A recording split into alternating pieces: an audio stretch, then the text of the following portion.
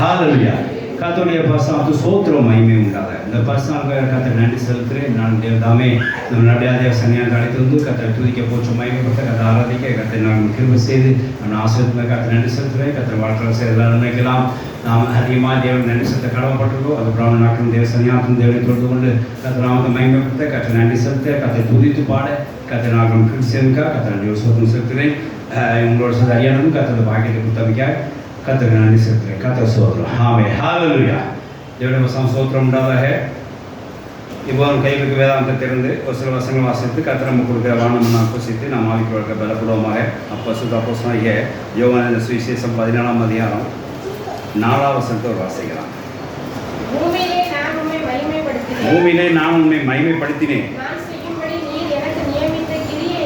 நான் செய்யும்படி நீ எனக்கு நியமித்த கிரியையை செய்து முடித்தேன். ஆமென். தேவனுடைய வசனம் ஸ்தோத்திரம் உண்டாதாக. அதாவது கர்த்தராகிய இயேசு கிறிஸ்து பூமியிலே ஜீவித்த காலத்திலே அவர் பாடுபட்டு மரித்து பாடுபட்டு சிலுவையில் தன்னை பாடுபடுவதற்காகவும் சிலுவை ஒப்புவதற்காகவும் முன்னாடியும் மரிக்கிறதுக்கு முன்னாகவும் தன் சீஷர்களுக்காக தன்னை விசுவாச ஜனங்களுக்காக இங்கே ஒரு ப்ரேயர் ஏறெடுத்ததாக பார்க்குவார். இது ஒரு மகிமையான ப்ரேயர்.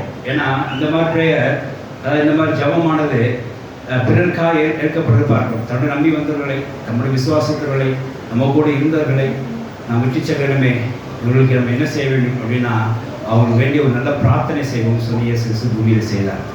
இந்த ஜபத்தினால நிறைய வேத பாடங்கள் இருக்குது. சப்ஜெக்ட் 1, சப்ஜெக்ட் 2, சப்ஜெக்ட் 3 நிறைய இருக்கலாம். ஐக்கியப்படுறதுக்காக ஜபம் பண்ணா சொல்லி பார்க்குறோம். அவர்களுக்கு நாமெல்லாம் அவரை சேர்ந்துருக்குன்னு சொல்லி பார்க்கணும், அப்படி நான் இருக்குன்னு சொல்லி பார்க்குறோம். நம்மளுடைய வசந்த கிரியை நாங்கள் நடப்பிக்க வேண்டும்னு சொல்லி இப்படிலாம் கர்த்தர் அங்கே ஜெபித்ததாக சொல்லி பார்க்குறோம்.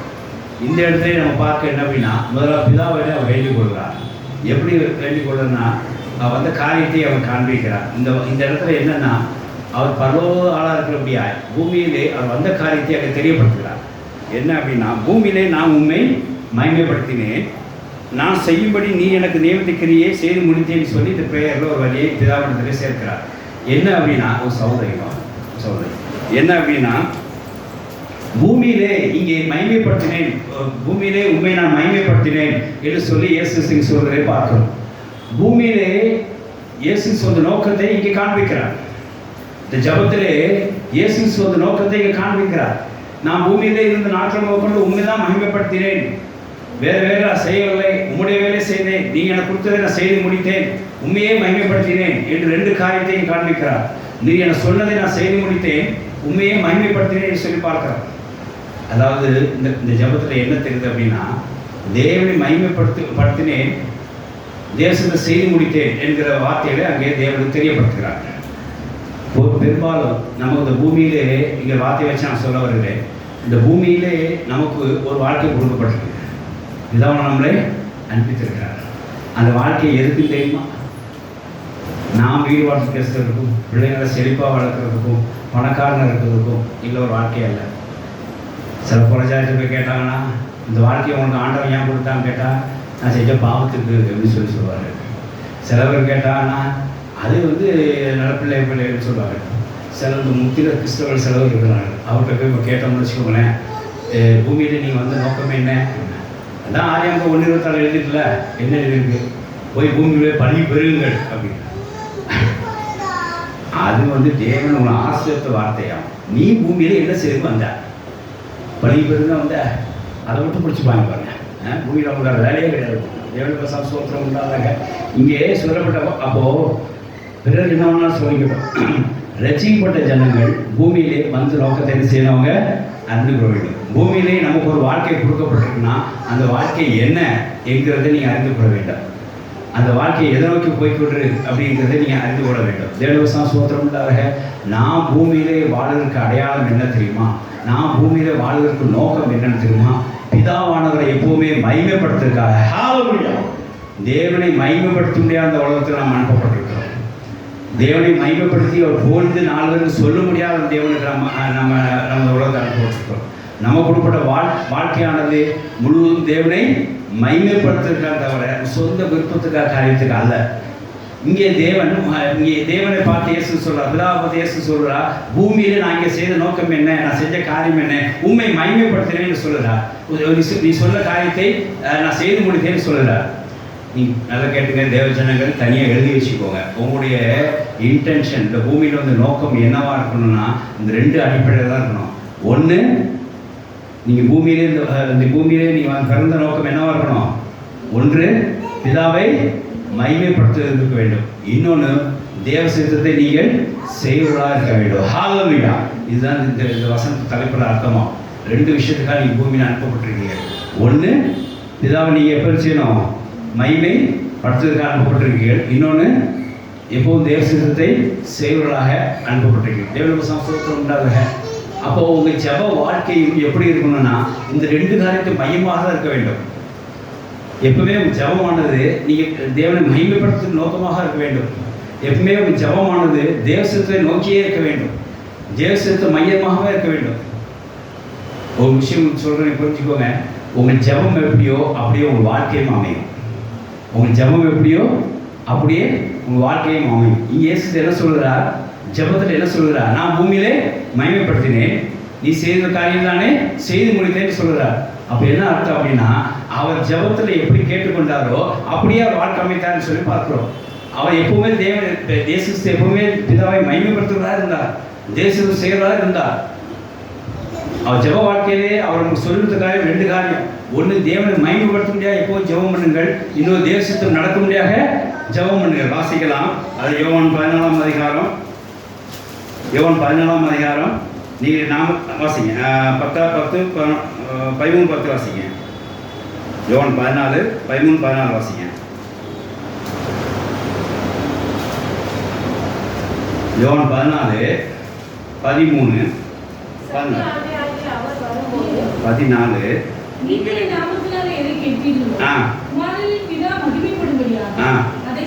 பாருங்க, இப்ப ஜெபம் எப்படி இருக்குன்னு தெரியுமா? பிதாவானத்துல அல்ல குமாரன் மகிமைப்படும்படியாக, உங்க ஆண்டவர் மகிமைப்படும்படியாக நீங்க எதை கேட்டாலும் பிதாவானவர் செய்வார், தருவார். அதுக்கு அடுத்த வசனம் இந்த வசனம் வாசிக்கலாம். அந்த ஒரு வசனத்தை பிடிச்சிட்டாங்க. என் நாமத்தான் எதை கேட்டாலும் செய்வேன். என் நாமத்தான் எதை கேட்டாலும் என்ன செய்வார்? கர்த்தர் இயேசு செய்வார். எப்போது? பிதாவின் குமாரன் மகிமைப்படும் போது. பிதா மகிமையாளர் குமாரன் மகிமைப்படும் போது நீங்க எது கேட்டாலும் கர்த்தர் உங்களுக்கு அதை செய்து கொடுப்பார். அப்ப நம்ம ஜெப நோக்கம் எப்படி இருக்கணும்? தேவனை மகிமைப்படுத்துற மாதிரி இருந்தால் அந்த காரியம் நடக்கும். ஜெபத்தில் கர்த்தரை மகிமைப்படுத்தாம எந்த காரியத்தை நீங்க ஜெபம் பண்ணாதீங்க. யாருக்காவது நீங்க ஜெபம் பண்றதுல கர்த்தர் மகிமைப்படும் முடியாத உள்ள காரியத்தை ஜெபம் பண்ணுங்க. ஏன் நிறைய பேர் ஜெபம் பண்ணிங்கன்னு சொல்லுவாங்க. நான் ஜெபம் பண்ண யோசிப்பேன், இந்த காரியத்துக்கு கர்த்தர் மகிமைப்படுவாரா அப்படின்னு ஜெபிப்பேன். இல்லைன்னா அதை பார்க்கலாம் அப்படின்னு சொல்லி இன்னும் ஒரு ஸ்டெப் பார்க்கலாம்னு சொல்லிவிடுவேன். அதனால இந்த வசனம் மூலமாக நம்ம அறிந்து கொண்டு என்ன அப்படின்னா, நம்ம ஜெப வாழ்க்கையிலிருந்து எப்படி இருக்கணும்? தேவனை மகிமைப்படுத்துவதாக இருக்க வேண்டும். ஏன்னா பூமி நம்ம கொடுக்க வாழ்க்கை எப்படி தான் இருக்குது? தேவனை மகிமைப்படுத்துவதாக இருக்குது. அப்புறம் ஜெப வாழ்க்கையும் எப்படி தான் இருக்கணும்? இது மையமாக தான் இருக்க வேண்டும். தேவனுக்கு ஸ்தோத்திரம் உண்டாக. இதில் 2வது காரியம் என்ன அப்படின்னு தெரியுமா? நம்ம ஜெபமானது தேவ சித்தத்தை நிறைவேறக்கூடியதாக இருக்கணும். அதாவது 2 பேதுரு இயேசு சொன்ன காரியம் அந்த லூக்காவில் ஏதாவது தெரிஞ்ச வசனம் வாசிக்க வேண்டாம். பிதா எஸ்எம் ஜெபித்தார், பிதாவே ஒரு சித்தமான பாத்திரம் நீங்கள் கிடந்து, ஆனால் என்ன சித்தம்படி அல்ல உங்கள் சித்தம் ஆக்குறன்னு சொல்லி தேவ சித்தம் நிறைவேற்காக ஜெபித்தார். அவர் 2 பாதை நம்ம சொல்லி கொடுத்துருக்கார். ஜபம் எது மையமாக கொண்டு இருக்க வேண்டும்? ஒன்று, பிதா நாம் மையப்பட முடியாது ஜபம் இருக்க வேண்டும். இன்னொன்று, தேவ சித்தம் நிறைவேறிய ஜபம் இருக்க வேண்டும். அது மட்டும் ஜபம் உங்களுக்கு தாழ்வாக இருக்கக்கூடாது. அப்படி இயேசு நம்ம சொல்லி கொடுத்துருக்கிறார். இங்கேயே பேதுரு அதே சொல்ல வருகிறார். 1 பேதுரு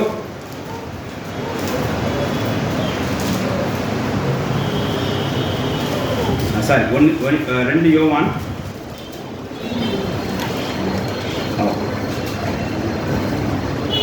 1 யோவான்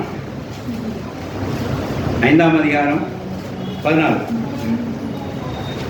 நாம் எதையாகிலும் அவருடைய சித்தத்தின்படி கேட்டால் அவர் நமக்கு செவி கொடுக்கிறார் என்பதே அவரை பற்றி நாம் கொண்டிருக்கிறது தைரியமா. தேவனுக்கு ஸ்தோத்திரம் உண்டாக. அவர் சித்தப்படி கேட்க வேண்டும். அப்புறம் ஜெப வாழ்க்கை 2 காரியம் மையமா இருக்க வேண்டும். ஒன்று, தேவநாமம் மையப்பட முடியாது ஜெபிக்க வேண்டும். இன்னொன்று, தேவ சித்தம் நிறைவேற முடியாது ஜெபிக்க வேண்டும். இப்படி ஜெபிச்சினா அது கிடைக்குங்கிற நமக்கு ஒரு தைரியம் இருக்கும். இந்த 2 தவிர புறம்புறது, கண்ணீர் விடுறது இப்படி இருந்துன்னா அந்த வாழ்க்கையை வந்து அப்படியே அமையும்.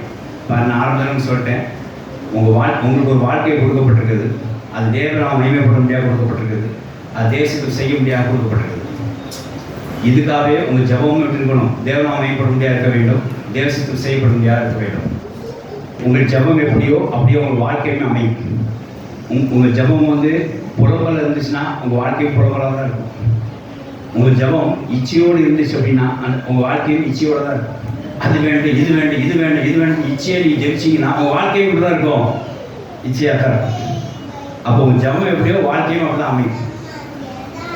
உங்கள் ஜெபத்திலே நீங்கள் அதாவது புலம்பதாக இருந்தால் அது உங்கள் ஜெபத்தில் எரிச்சலாக காணப்பட்ட உங்கள் வாழ்க்கையும் உங்கள் வாழ்க்கையும் அப்படியே அமைஞ்சிடும். உங்கள் ஜெபத்திலே ஒரு நன்றி அறிதல், ஒரு சோத்திரம் செலுத்தல், தேவனை புகழ்ந்து பாடல் இருந்ததுன்னா உங்கள் வாழ்க்கையும் எப்படி தான் இருக்கும்? நன்றிகளாக இருக்கும். உங்கள் ஜெபத்திலே நன்மையே நீ தேவன் செஞ்சிருக்கான்னு சொல்லி நன்மை செஞ்சிருக்க ஜெபத்தை சொல்லிட்டே இருங்க. உங்கள் வாழ்க்கை எப்படி இருக்கும்? நன்மை நிறைந்ததாக இருக்கும். அப்போ ஜெபம் எப்படியோ அப்படியே உங்கள் வாழ்க்கையில் இருக்குங்கிறது தேவச்சாரங்க நல்லா அறிந்து கொள்ள வேண்டும். அப்போ நம்ம ஜெபத்திலே புலம்பக்கூடாது. ஏன்னா வாழ்க்கையை அப்படியே ஆகிடும். நாம் ஜெபத்திலே எரிச்சலடைவோ இருக்கக்கூடாது, வாழ்க்கையை அப்படியே போயிடும். ஜெபத்திலே அவிசுவாசம் இருக்கக்கூடாது, வாழ்க்கையும் அப்படியே அமைந்து விடும். ஜெபத்திலே இச்சை இருக்கக்கூடாது, வாழ்க்கையும் அப்படியே அமைந்து விடும். அதுக்கு மாறாக ஜெபத்தில் எப்படி இருக்கணும்? தேவநாமம் மகிமைப்பட்டிருக்கணும். வாழ்க்கை தேவநாமம் மகிமையுள்ளதாக இருக்கும். ஹல்லேலூயா. ஜெபத்திலே தேவசத்தை நிறைவேற்ற வேண்டும். உங்கள் வாழ்க்கை எப்படி இருக்கும்? தேவசத்தை நிறைவேறும். ஹல்லேலூயா. ஆகையினாலே இங்கே இந்த 2 வார்த்தை அடைமுறையாக இயேசு கிறிஸ்து இந்த ஜெபத்தை பிதாவாகிய ஏறெடுத்தார் சொல்லி பார்க்கிறோம். பிதாவே, இந்த பூமியிலே உன் நாமத்தை மகிமைப்படுத்தினேன், நீ எனக்கு கொடுத்த காரியம் நான் செய்து முடித்தேன், தேசத்தை செய்து முடித்தேன் என்று சொல்லி சொல்கிறதை பார்க்கிறோம். தேவனுடைய சோத்திரம் உண்டாதாக. இப்படி தேவனை மகிமைப்படுத்துவதாக பூமியில் இருக்க வேண்டும். ஆதி காலத்திலே இவ்வளோ பசுத்தோடனும் எல்லாமே தேவனை மகிமைப்படுத்த முடியாது பூமியில் வந்தவங்களும் என்று சொல்லி அறிந்து கொண்டார். நம்மளோட வாழ்க்கையை இந்த பூமியிலே தேவனை மகிமைப்படுத்துவது தான். ஹல்லேலூயா. நம்ம சொந்த காரியத்துக்காக நம்மளோட வாழ்க்கை இந்த பூமியிலே எதுக்கு?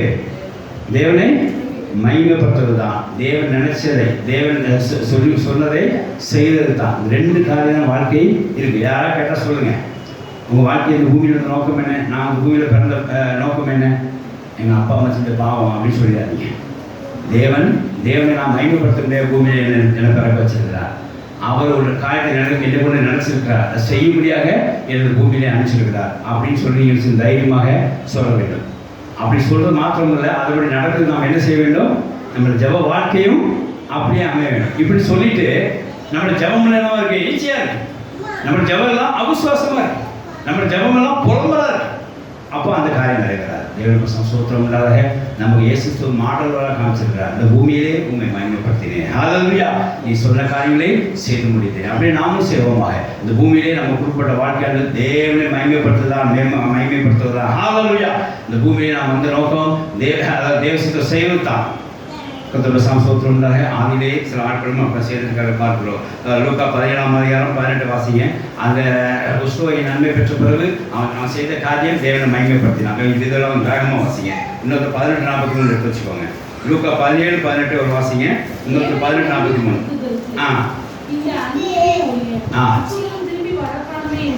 அதாவது அங்கே இஸ்ரவேல் ஜனங்கள் மாத்திரமில்லை, அந்நியரும் தேவனை செஞ்சார்கள், மகிமை படுத்தினான்னு சொல்லி பார்க்குறோம். அப்போ அவன் தெரிஞ்சு போச்சு, நம்ம குடும்பப்பட்ட வாழ்க்கை இனிமேல் எதுக்கு தான்?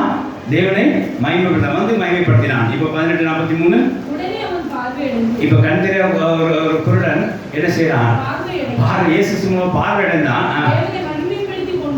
தேவனை மகிமைப்படுத்திக் கொண்டு அவனுக்கு பின் சென்றான். ஹல்லேலூயா. அவனுக்கும் புரிந்தது நம்ம குடும்பப்பட்ட வாழ்க்கை என்னது? இனிமேல் தேவனை மகிமைப்படுத்துறதுனா இயேசு சீடனாக போயிடும்னு சொல்லுது. இங்கே மரியாதை வாசிக்கிறோம். லூக்கா 1:46. கர்த்தரிலிருந்து ஒரு வாக்கியத்தை பெற்ற உடனே, கர்த்தரிலிருந்து ஒரு வல்லமையான காரியத்தை பெற்ற உடனே அவர் செய்த தேவனை மகிமைப்படுத்த செஞ்சா. அவர் நல்ல தெரியும், தேவனை மகிமைப்படுத்துறது பூமியில நமக்கு வேற நோக்கம் கிடையாது, வேற வேலையும் கிடையாது என்று சொல்லி நான் அறிந்திருந்தார். வாசிக்கலாம். லூக்கா ஆத்மா கர்த்தரை மகிமைப்படுத்த. ஹல்லேலூயா. எப்போதும் தேவனை மகிமைப்படுத்துவதாக அவர் செய்த நன்மைகளுக்கும் அவர் செய்த நன்றிக்கும் இந்த விசேஷமாக அந்த வாழ்க்கையை கொடுத்ததுக்கும் தேவனை மகிமைப்படுத்துங்க. என்னைக்காவது நம்ம ஒரு வார்த்தைகள் சேர்த்துருக்கோமா? ஆண்டவரே, இந்த வாழ்க்கையை எங்களுக்கு கொடுத்ததுக்காக உங்களை மகிமைப்படுத்துகிறோம் அப்படி சேர்த்துருக்கோமா? இனியிருந்து சேருங்க. உங்க கொடுத்த கணவனுக்காக, நம்ம கொடுத்த பிள்ளைகளுக்காக, நம்ம கொடுத்த ஊழியத்துக்காக, நம்ம கொடுத்த வேலைக்காக, நம்ம கொடுத்த படிப்புக்காக தேவனை உண்மை மகிமைப்படுத்துகிறேன். ஹல்லேலூயா. கர்த்தரை மகிமைப்படுத்துறது தான் இந்த பூமியில் நமக்குள்ள வேலையாகும். பிற்பாடு அதுக்காக அமைக்கப்பட்ட குடும்பங்கள், அதுக்காக கொடுக்கப்பட்ட பிள்ளைகள், அதுக்காக கொடுக்கப்பட்ட வேலைகள், அதுக்காக கொடுத்த வீடுகள், இதுக்கெல்லாம் நீங்கள் ஜெயித்து கொள்ளலாம். ஆனால் நோக்கம் மையம் என்ன இருக்கணும்? தேவனை மகிமைப்படுத்த மாத்திரம் தான் இருக்க வேண்டும். தேசத்தின் தான் இருக்க வேண்டும். ஜப வாழ்க்கையும் அப்படியே அமைய வேண்டும். கர்த்தருக்கு ஸ்தோத்திரம் இல்லாத இங்கே ஆதியிலே சில பரிசுத்தவான்களை செய்தார்கள். ரோமர் 15:9 வாசிக்கும் போது புறஜாதியாரும் இயேசு கிறிஸ்துவை ஏற்றுக்கொண்டு தேவனை மகிமைப்படுத்தினான்னு சொல்லி பார்க்கிறோம். புறஜாதியாரும் இங்கே என்ன செய்தாங்க? புத்திரவாதம் விட்டு தேவனை மகிமைப்படுத்தினான்னு சொல்லி பார்க்கிறோம். வாசிக்கலாம். ரோமர் 15:9. அவரும் தேவனத்தை இறக்க பெற்ற நிமித்தமாய் தேவனை மகிமைப்படுத்துகிறார்கள் என்று சொல்லுகிறேன். தேவனுடைய ஸ்தோத்திரம். இஸ்ரவேல் ஜனங்கள் தான் தேவனை மகிமைப்படுத்த கலந்துருக்கான்னு சொல்லி நினைக்காதீங்க. இஸ்ரவேல் ஜனங்கள் தான் தேவனை மகிமைப்படுத்துறதுக்காக நியமிக்கப்பட்டவர்கள் சொல்லி நினைக்காதீங்க. புறஜாதிகளுக்கு நியமிக்கப்பட்டிருக்க. அப்போ நாமும் தேவனை மகிமைப்படுத்துகிற செய்வோம் கடமைப்பட்டிருக்கிறோம். அதுக்காக அந்த பூமியிலே பிறந்திருக்கிறோம். கர்த்தருக்கு ஸ்தோத்திரம் இல்லாத ஆகிய அந்த பூமியில் பிறந்த நோக்கம் நமக்கு என்னவா இருக்குது? தேவனை மகிமைப்படுத்துது. அவர் சொன்ன காரியங்களை செய்து முடியும், சித்தத்தை செய்து முடியும். இந்த ரெண்டு தான். இப்போ ஜப வாழ்க்கையும் அப்படியே அமைய வேண்டும் சொல்லி இங்கே முன்னுரையாக பார்க்கணும். தேவனுடைய ஸ்தோத்திரம் இல்லாத மகிமைப்படுத்தலன்னு என்ன உள்ளாருன்னு தெரியுமா? மல்கியா 2 வாசிங்க. மல்கியா 2 இன்னொருத்தர் ஏசியா 60:21 எடுத்து வச்சுக்கோங்க. ஏசியா 60:21 ஒருத்தர் எடுத்து வச்சுக்கோங்க. மல்கியா 2 வாசிக்கலாம். இதோ நான் உங்களுடைய பயிரை கெடுத்து உங்கள் பண்டிகையின் சாணியை உங்கள் முகங்களில் விதைப்பேன். அதனோடு கூட நீங்களும் தள்ளுபடியாவீர்கள். இல்லை அது இல்லை. மல்கியா 3:2. அதாவது தேவனை மகிமைப்படுத்தினா சாபம் உண்டாகும்னு சொல்லி அங்கே போட்டிருக்கேன்.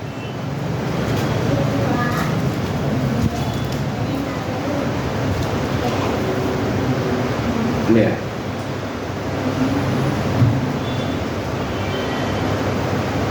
ரெண்டு தான். 2 தான். எதை வாசித்தீங்க? மல்கியா 2. நீங்கள் கேளாமல் என் நாமத்துக்கு மகிமை செலுத்தும்படி சிந்தியாமல் இருந்தால் பாருங்க. நீங்கள் கேளாமல் என் நாமத்துக்கு மகிமை செலுத்தும்படி சிந்தியாமல் இருந்தனாலே, மகிமை செலுத்தாமல் இருந்தனாலே நான் உங்களுக்கு சாபத்தை அனுப்பி உங்கள் ஆசீர்வாதங்களை சாபமாக்குவேன். பார்த்தீங்களா? தேவனை மகிமைப்படுத்தாமல் இருந்தால் இந்த பூமியின் நோக்கம் தேவனை மகிமைப்படுத்தலாம். அது செய்யாமல் என்னவா மாறியும்? சாபமாக மாறிடும். பார்த்துக்கோங்க. இப்படி ஒரு வார்த்தையும் இருக்கு. தேவனுடைய ஸ்தோத்திரம் இல்லாத இப்போ ஏசியா 60:21 வாசிங்க. ஏசியா 60:21. நாமெல்லாம் தேவனை மகிமைப்படுத்த வந்திருக்கிறோம். அவருடைய விருட்சங்களாக இருக்கிறோம். அவருடைய கரத்தின் கிரிகளாக இருக்கும். அவருடைய ப்ராடக்டாக இருக்கிறோம். அதனால் நம்ம என்ன செய்யும்? தேவனை மகிமைப்படுத்த தான் வந்திருக்கிறோம். வாசிக்கலாம். என் ஜனங்கள் யாவரும் நீதிமான்களும் என்றென்று பூமியை சுதந்திரிக்கிறோம் குடிகளும் நான் நட்ட கிளைகளும் நான் மகிமைப்படும்படி என் கரங்களின் கிரியலமா இருக்கிறீர்கள். ஆமென், ஹல்லேலூயா. தேவ நாமத்தை மகிமைப்படுத்த முடியாது. நாமெல்லாம் தேவனுடைய ப்ராடக்டாக இருக்கிறோம். தேவனுடைய பொருளாக இருக்கிறோம். அவரோட கரத்தின் கிரியலாக இருக்கிறோம். ஒரு ப்ராடக்ட் எடுத்துக்கோங்களேன். ஒரு சோப்பு இருக்குன்னு பாருங்களேன். அந்த சோப்பு என்ன செய்ய தெரியுமா? அந்த தயாரிச்சவன் வெளிப்படுத்தும். அப்படித்தானே? சோப்பு தயாரிச்சவன் பேரை போட்டிருப்பான். அது என்ன பண்ணுதுன்னு போட்டிருப்பான். என்ன வேலை போட்டிருப்பான். எல்லாம் என்ன இருக்கும்? அந்த சோப்பு அந்த தயாரிச்சவன்லாம் வெளிப்படுத்தும். நல்லா இருக்குன்னு சொன்னால் யார் சொல்லுவாங்க? சோப்பு தயாரிச்சவன் சொல்லுவாங்க. அப்படிதான் சொல்லுவாங்க. அந்த மாதிரி நாம அவரோட கையின் கிரியலாக இருக்கிறோம். அவரோட ப்ராடக்டாக இருக்கிறோம். அப்போ நம்மளோட வேலை என்னவா இருக்கணும்? தேவனை மகிமைப்படுத்தி அவர் வெளிப்படுத்துவதாக இருக்க வேண்டும். கர்த்தருக்கு ஸ்தோத்திரம் உண்டாதாக. ஆகையினாலே நாம் அவருடைய ப்ராடக்டாக இருக்க முடியாது. தேவனை மகிமைப்படுத்துதான் நம்ம வேலை. அப்படி மகிமைப்படுத்தலாம் சாபம் உண்டாகும் சொல்லிங்க. நாம் மலையாள வாசித்தோம். அப்படியே 61:3 வாசிங்க. ஏசியா 61:3. அவர்கள் கரத்தின் கிரிகள் நாம் இருக்கிறோம். அது விருட்சங்களாக இருக்கிறோம்னு சொல்லி பார்க்கிறோம். வாசிக்கலாம். அவர்களுக்கு சாம்பலுக்கு பதிலாக சிங்காரத்தையும் வீரத்துக்கு பதிலாக ஆனந்த தைலத்தையும் ஒடுங்கின ஆவிக்கு பதிலாக துதியின் உடையையும் கொடுக்கவும் அவர் என்னை அனுப்பினார். அவர்கள் கர்த்தர் தம்முடைய மகிமைக்கென்று நாட்டின நீதியின் விருட்சங்கள் எனப்படும். மகிமைக்காக நாட்டின நீதி விருட்சங்களா இருக்கிறார். ஹல்லேலூயா. நாம் தேவன் மகிமைப்படும் என்ன செய்கிறோம்? அவருடைய கரத்தின் கிரிகளா இருக்கிறோம். தேவனை மகிமைப்படும் முடியாது நாம் என்னவா இருக்கிறோம்? நீதியின் விருட்சங்களா இருக்கிறோம். நம்மளுடைய செய்ய வேண்டிய வேலை என்ன? தேவனை மகிமைப்படுத்துகிறோம். ஹல்லேலூயா. அதனால் தேவ பிள்ளைகள் நமக்கு கொடுக்கப்பட்ட வாழ்க்கையை பற்றி நல்லா அறிஞ்சிக்கங்க. இந்துக்கிற மாதிரியோ புறஜாதியங்களோ நமக்கு எங்கேயாவது வாழ்க்கை கொடுக்கப்பட்டிருக்கு, நான் ஏன் அப்படி வாழணும் போடும் அப்படிலாம் நினைக்கக்கூடாது. நீங்கள் இந்த உலகத்தை வந்த நோக்கமே, உங்களுடைய குடும்பத்தை வாழ்க்கையே, நீங்கள் இந்த உலகத்தை பிறந்த நோக்கமே தேவனை மகிமைப்படுத்துதா. ஹல்லேலூயா. நஷ்டமானாலும் கஷ்டமானாலும் என்ன துன்பமானாலும் இன்பமானாலும் தேவனை மகிமைப்படுத்துறது நம்மளுடைய டார்கெட். அது மாத்திரம் இல்லை, அவர் சித்தத்தை செய்து முடிக்கிறதா நம்முடைய டார்கெட். இயேசு அது மாற்றவராக இருந்தார், அப்படி செய்து முடித்தார். அது அப்படி நம்ம வாழ்க்கையை ஜப வாழ்க்கையும் அப்படியே அமைக்க வேண்டும். அப்படியே தேவ நாமத்தை மகிமைப்படுத்த முடியாவே நாம் ஜபம் பண்ண வேண்டும். தேச நிறைவேறியாக ஜபம் பண்ண வேண்டும். அப்படி நம்ம வாழ்க்கையும் அப்படி அமையும். ஏன்னா நாம் சும்மா அப்படி இருக்கிற ஒரு ஆள் இல்லை. நாம் தேவன் கையின் கிரியில் உண்டாக்கப்பட்ட ப்ராடக்ட், ஒரு விருட்சங்களாக இருக்கிறோம். விசேஷமாய் அவர் கையின் கிரிகளாக இருக்கிறோம். அதனால் நமக்கு கொடுக்கப்பட்ட வேலை கர்த்தர் இந்த பூமியில் நமக்கு கொடுக்கப்பட்ட ஆயுஷ்காலம் முழுவதும் தேவனை மகிமைப்படுத்துவது தான் அவர் சித்தத்தை செய்திருந்தார். ஹல்லேலூயா. இதை சிறு பிள்ளைகளிலிருந்து பெரியவர்களுக்கு அறிந்து கொள்ள வேண்டும். இதெல்லாம் தெரிஞ்ச சப்ஜெக்டாக இருந்தால் கூட நாம் மறுபடியும் ஒரு ரிவ்யூ பண்ணுற ஒரு காலத்தில் இருக்கிறோம். நம்முடைய பூமியில் நோக்கம் தேவனை மகிமைப்படுத்துங்கிறது இன்னும் நாம் அறிந்து கொள்ள வேண்டிய ஒரு காரியமாக இருக்கிறோம். கர்த்தருக்கு ஸ்தோத்திரம் உண்டாதாக. இப்போ தெளிவுரைக்கு வரும், விளக்க உரைக்கு வருவோம். எப்படி தேவனை மகிமைப்படுத்துகிறது? 1 கொரிந்தியர் 6ஆம் அதிகாரம் 20ஆம் வசனத்தை வாசிக்கும் போது நாம் சரீரத்தினாலும் ஆவியினாலும் தேவனை மகிமைப்படுத்த வேண்டும் சொல்லி போட்டிருக்கு. இது விளக்கிற தலைப்பு வாசிக்கலாம். 1 கொரிந்தியர் 6:20.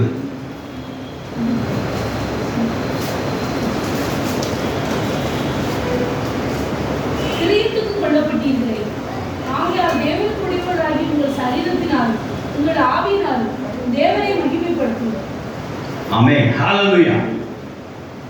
நாம் தேவனுடைய இயேசு கிறிஸ்துவினால் கிரியப்பட்டிருக்கிறோம். We are priced by the Jesus blood. நம்ம சும்மா அப்படின்னா நம்மளுடைய பர்சனல் காரியத்தில் தெரிய முடியாது. அவருடைய இயேசு கிறிஸ்துவினால் நம்ம என்ன செய்கிறோம்? கிரியப்பட்டிருக்கிறோம். நம்மளுடைய வேலை என்ன தெரியுமா? சரீரத்தினால் ஆவியினாலும் தேவனை என்ன செய்யணும்? மகிமைப்படுத்தணும். சரீரத்தினாலும் மகிமைப்படுத்தணும், ஆவியினாலும் நாம் தேவனை மகிமைப்படுத்தணும். இதுதான் பூமியில் நம்ம கொடுக்கப்பட்ட பிரதான டியூட்டி. ஹல்லேலூயா. இந்த பூமியிலே நமக்கு வாழ்க்கையிலே நாம் செய்ய வேண்டிய பிரதான வேலை என்ன அப்படின்னா, சரீரத்தினால் ஆவியினால் தேவனை எப்பவும் மகிமைப்படுத்திக் கொண்டிருக்க வேண்டும். ஏன்னா நாம் தேவனுடைய விருட்சங்கள், தேவனுடைய ப்ராடக்ட். விசேஷமாக இயேசு ரத்தத்தினாலே நாம் என்ன செய்யப்பட்டிருக்கிறோம்? தேவனுடைய பிள்ளைகளாய் கரையப்பட்டுருக்கிறோம். ஆகையால் நம்ம நோக்கம் வேற எங்கேயும் செதறக்கூடாது. தேவன் கொடுத்த அந்த வாழ்க்கையை நாம் தேவ மகிமைப்படுத்த முடியாது பயன்படுத்த வேண்டும். தேவன் நம்ம கொடுத்த வாழ்க்கையை தேவசத்துக்கு செய்யறதுக்காக பயன்படுத்த வேண்டும் என்று சொல்லி அப்போஸ்தலர் பவுல் இங்கே ஆவியானவர் எழுதுவதற்கே பார்க்கிறோம். இப்போது இந்த வார்த்தையின் மூலமாய் நாம் எப்படி தேவனை மகிமைப்படுத்துறது? 3 காரியங்கள் இந்த தேவனை நீ பூமியை மகிமைப்படுத்த எடுத்துக்கலாம். அதாவது மகிமைப்படுத்துறதுக்கு முறைகள் நிறைய இருக்குது. மகிமைப்படுத்தும் முறைகள் நிறைய இருக்குது. அதை நம்ம இன்னைக்கு பார்க்க போகிறதில்ல. நம்ம பார்க்க போகிறது அந்த முறைகள்லாம் எதை சார்ந்திருக்க வேண்டும்? ஒரு 3 காரியங்கள் சார்ந்திருக்க வேண்டும். 1, தேவனை நாம் ஆராதிப்பு மூலமாக தேவனை மகிமைப்படுத்தலாம். 3 காரியம் எழுதி வச்சுக்கோங்க. 1, நாம் தேவனை ஆராதிக்கிற மூலமாக தேவனை மகிமைப்படுத்தலாம். 2வது, நாம் தேவனுக்கு கனி கொடுக்கிற மூலமாய், ஆவிக்குரிய கனி கொடுக்கிற மூலமாய், அதை தேவனுக்கு சாட்சியாக இருக்கிற மூலமாய், நமக்குள்ளே நாம் பரிசுத்தமாக இந்த கனியை கொடுக்கிறவர்களாக காணப்படுறதுனால தேவனை மகிமைப்படுத்தலாம். 3வது காரியம், நாம் பிறரை தேவனை மகிமைப்படுத்த முடியாது, செய்ய முடியாது, அவங்களை நாம போதிக்கலாம், வழி நடத்தலாம், ஆலோசனை சொல்லலாம். பிறரை தேவனை மகிமைப்படுத்த மாதிரி பண்ண வேண்டும். மற்றும் 3 காரியங்கள். 1, இந்த தேவனை எப்படி மகிமைப்படுத்துவது என்று சொல்லி இந்த பூமியிலே சொல்லி பார்க்கிறோம்.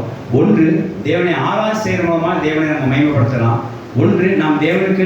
2வது, நாம் தேவனுக்கு என்று கனி கொடுப்பது மூலமாய், ஆவிக்குரிய கனி கொடுக்கும்போது சாட்சி மித்தமாய் நாம் தேவனை மகிமைப்படுத்தலாம். 3வது, பிறரை தேவனை மகிமைப்படுத்த வைக்கிற மூலமாய் நாம் தேவனை மகிமைப்படுத்தலாம். ஹல்லேலூயா. இந்த 3 காரியங்களை நாம் பூமியிலே தேவனை மகிமைப்படுத்துறதுக்கு பயன்படுத்தலாம். இந்த 3 ஹெட்டிங் கீழே நீங்கள் எப்படி வேணாலும் தேவனை என்ன செய்யலாம்? மகிமைப்படுத்தும் முறைகளை நீங்கள் கையாளலாம். கர்த்தருக்கு ஸ்தோத்திரம். முதலாக பார்ப்போம். ஏசாயா 58ஆம் அதிகாரம் 13. இங்கே தேவனை மகிமைப்படுத்தலைன்னா அந்த நாள் எல்லாம் வேஸ்ட்டுன்றான். கர்த்தர் ஒரு நாள் உங்களுக்கு கொடுத்துருக்காரு அப்படின்னா, அது குறிப்பாக வாரத்துக்கு ஒரு நாள் நீங்கள் தேவனை மகிமைப்படுத்தினா அது வேஸ்ட்டு அப்படின்னு சொல்லுறாரு. வாசிக்கலாம். ஏசாயா 58:13.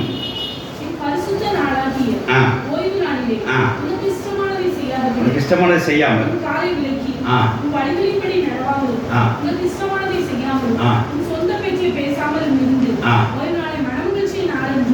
இது மனமாட்சி நாள் என்றோ, கர்த்தருடைய பரிசுத்த நாள் என்றோ, மகிமை உள்ள நாள் என்று சொல்லி அதை மகிமையாக எண்ணுவாயாக. அதை மகிமை எண்ணுவாயில் எண்ணுவாயாக. அப்பொழுது கர்த்தரில் மனமகிழ்ச்சியாய் இருப்பார். ஆமென். ஹalleluya. உங்களுக்கு ஹாப்பினஸ்ஸே இந்த வாரத்தில், அதாவது ஓய்வு நாள்னு சொல்லி அங்கே கொடுக்கப்பட்ட சனிக்கிழமை ஆகும். ஆனால் அது நம்மளை பொறுத்த ஓய்வு நாள் ஞாயிற்றுக்கிழமை தான் இருக்குது, அது வாரத்துக்கு முதல் நாள் இருக்குது.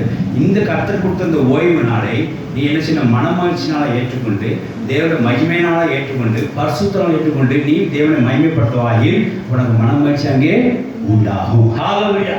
அப்போ கர்த்தருடைய கொடுத்த இந்த நாளை நாம் என்ன செய்யணும்? மகிமைப்படுத்த. நீங்கள் இன்னைக்கு வந்திருக்கீங்க அப்படின்னா இந்த பூமியில் பிறந்த நோக்கத்தை ஒன்று நிறைவேற்றிட்டீங்க. ஹalleluya. எப்படினாலும் தேவனை மகிமைப்படுத்துறது நீ ஆழத்துக்கு வந்து சேர்ந்துடும்.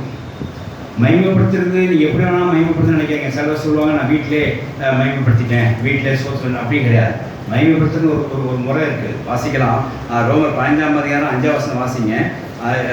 ரோமர் 15:5 வாசிங்க. இன்னொரு பிலிப்பியர் 1:10 எடுத்து வச்சுக்கோங்க. ரோமர் 15:5 வாசிங்க. எல்லாரும் சேர்ந்து கூடி தான் தேவனை மகிமைப்படுத்த வேண்டும். வாயினால் தேவனை அறிக்கை செய்து தேவனை மகிமைப்படுத்த வேண்டும். வீட்டில் இருந்து பண்ணிக்கிறோம் அப்படின்னு சொல்லக்கூடாது. கூடி ஐக்கியப்படும் போது, விசேஷமாக ஒருமனப்படும் போது தேவன் மகிமைப்படுவார். ஹalleluya. வாசிக்கலாம். நீங்கள் ஒருமனப்பட்டு நம்முடைய இயேசு கிறிஸ்துவின் பிதாவாகிய தேவனை ஒரே வாயினால் மகிமைப்படுத்தும்படி ஒரு பொறுமையும்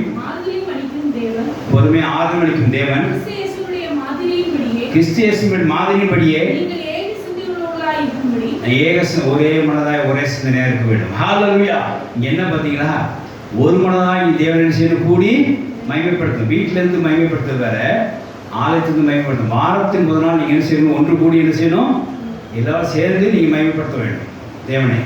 கர்த்தர் சோத்திரம் உண்டாதாக நான் வீட்டிலேயே ஜெயிச்சுக்கிறையா அப்படின்னா அது உங்களுக்கு தனி ஜெபமா? தேவன் மகிமைப்படக்கூடிய ஆராதனை கர்த்தர் கொடுத்துருக்காருன்னா நீங்கள் அதை என்ன செய்யணும்? கலந்து கொண்டு ஒரு மனதாக ஜெபிக்கும் போது கர்த்தர் அங்கே என்ன செய்வார்? மகிமைப்படுவார். நம்ம அழைக்கிறோம் வாங்க அப்படின்ற ஏக்கத்தின் தேவன் மகிமைப்படும் போது தான் அழைக்கிறோம். நான் இங்கே ஆழ்த்தை சேர்க்கறதுக்காக காணிக்கவங்கிறதுக்காக அவரை கூப்பிடுறதில்லை. எல்லாரும் சேர்ந்து ஒரு மனமாக ஜெபிச்சா என்ன உண்டாகும்? தேவனுக்கு ஒரு மகிமை உண்டாகும், நமக்கு ஒரு சந்தோஷம் உண்டாகும், நமக்கு பூமியில் பிறந்த நோக்கமும் ஒரு நாளோட காரியமும் நிறைவேறும். நான் ரொம்ப சந்தோஷப்படுறேன். இதுவரை பக்கம் ஊரில் இருந்தால் கூட சிஸ்டர் வீட்டில் இங்கே வந்து இங்கே பிரயாஸ் பண்ண நான் நன்றி செலுத்துகிறேன். தேவன் நன்றி செலுத்துகிறேன். ஏன் தெரியுமா? அவர் தேவனை மகிமைப்படுத்த முடியாது வந்திருக்காங்க. ஹalleluya. அவங்களுக்கு அந்த வாழ்க்கையை நோக்கத்தை அவங்க புரிந்து கொண்டார். எது எப்படினாலும் தேவனை நாம் என்ன செய்யணும்? வாரத்துக்கு முதல் நாள் மகிமைப்படுத்தியே ஆக வேண்டும். ஹalleluya. அடிக்கடி நான் சேவரை பற்றி என் வீட்டில் சொல்கிறேன். 3 பஸ் மாறி வராருங்க அப்படின்னு சொல்லி. என்ன நோக்கத்துக்காக வராரு? நம்ம கொடுத்த சாப்பாட்டுக்கா இல்லை, தேவனை மகிமைப்படுத்த பிரயாசப்பட்டு வர்றாரு. ஹalleluya.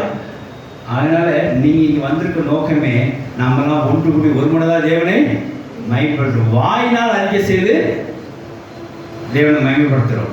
அதனால பாருங்க நமக்கு ஒரு பெரிய சந்தோஷம். இப்போ வாசிக்கலாம். பிலிப்பியர் 1:10 வாசிங்க. பிலிப்பியர் 1:10. வாயினால் உண்டாகும்படி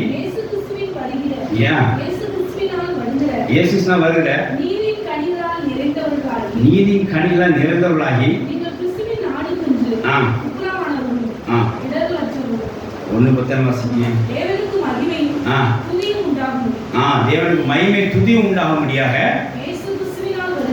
தேவனுக்கு 10% சோத்திரம் உண்டாதாக இங்கே மகிமை துதியும் உண்டாக முடியாது இருக்கிறத சொல்லி பார்க்கிறோம். வாயினால் தேவனை துதிக்கிறதே சொல்லி பார்க்கிறோம். ஆகைய மகிமை தேவன் மகிமைப்படும்னா நான் ஒன்று கூடி ஒரு மனதாய் தேவனை வாயினால் துதித்து மகிமைப்படுத்தும் போது தேவன் மகிமைப்படுகிறார். ஹalleluya.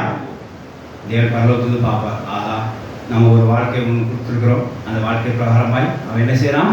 தேவனை மகிமைப்படுத்துகிறாங்க. வாரத்தில் எவ்வளோ பெரிய வேலை இருந்தாலும் சரி, தனக்குன்னு சொந்த வேலையை பார்க்காமல், தனக்குன்னு காரியத்தை பார்க்காமல் தேவனுக்கு ஒதுக்கிச்சு மகிமைப்படுத்துகிறாங்களே அப்படின்னு சொல்லி கர்த்தர் உண்மையிலே பிரியப்படுவார். கர்த்தர் உங்களை மகிழ்ச்சியாக வைப்பார். ஆமென். ஹalleluya.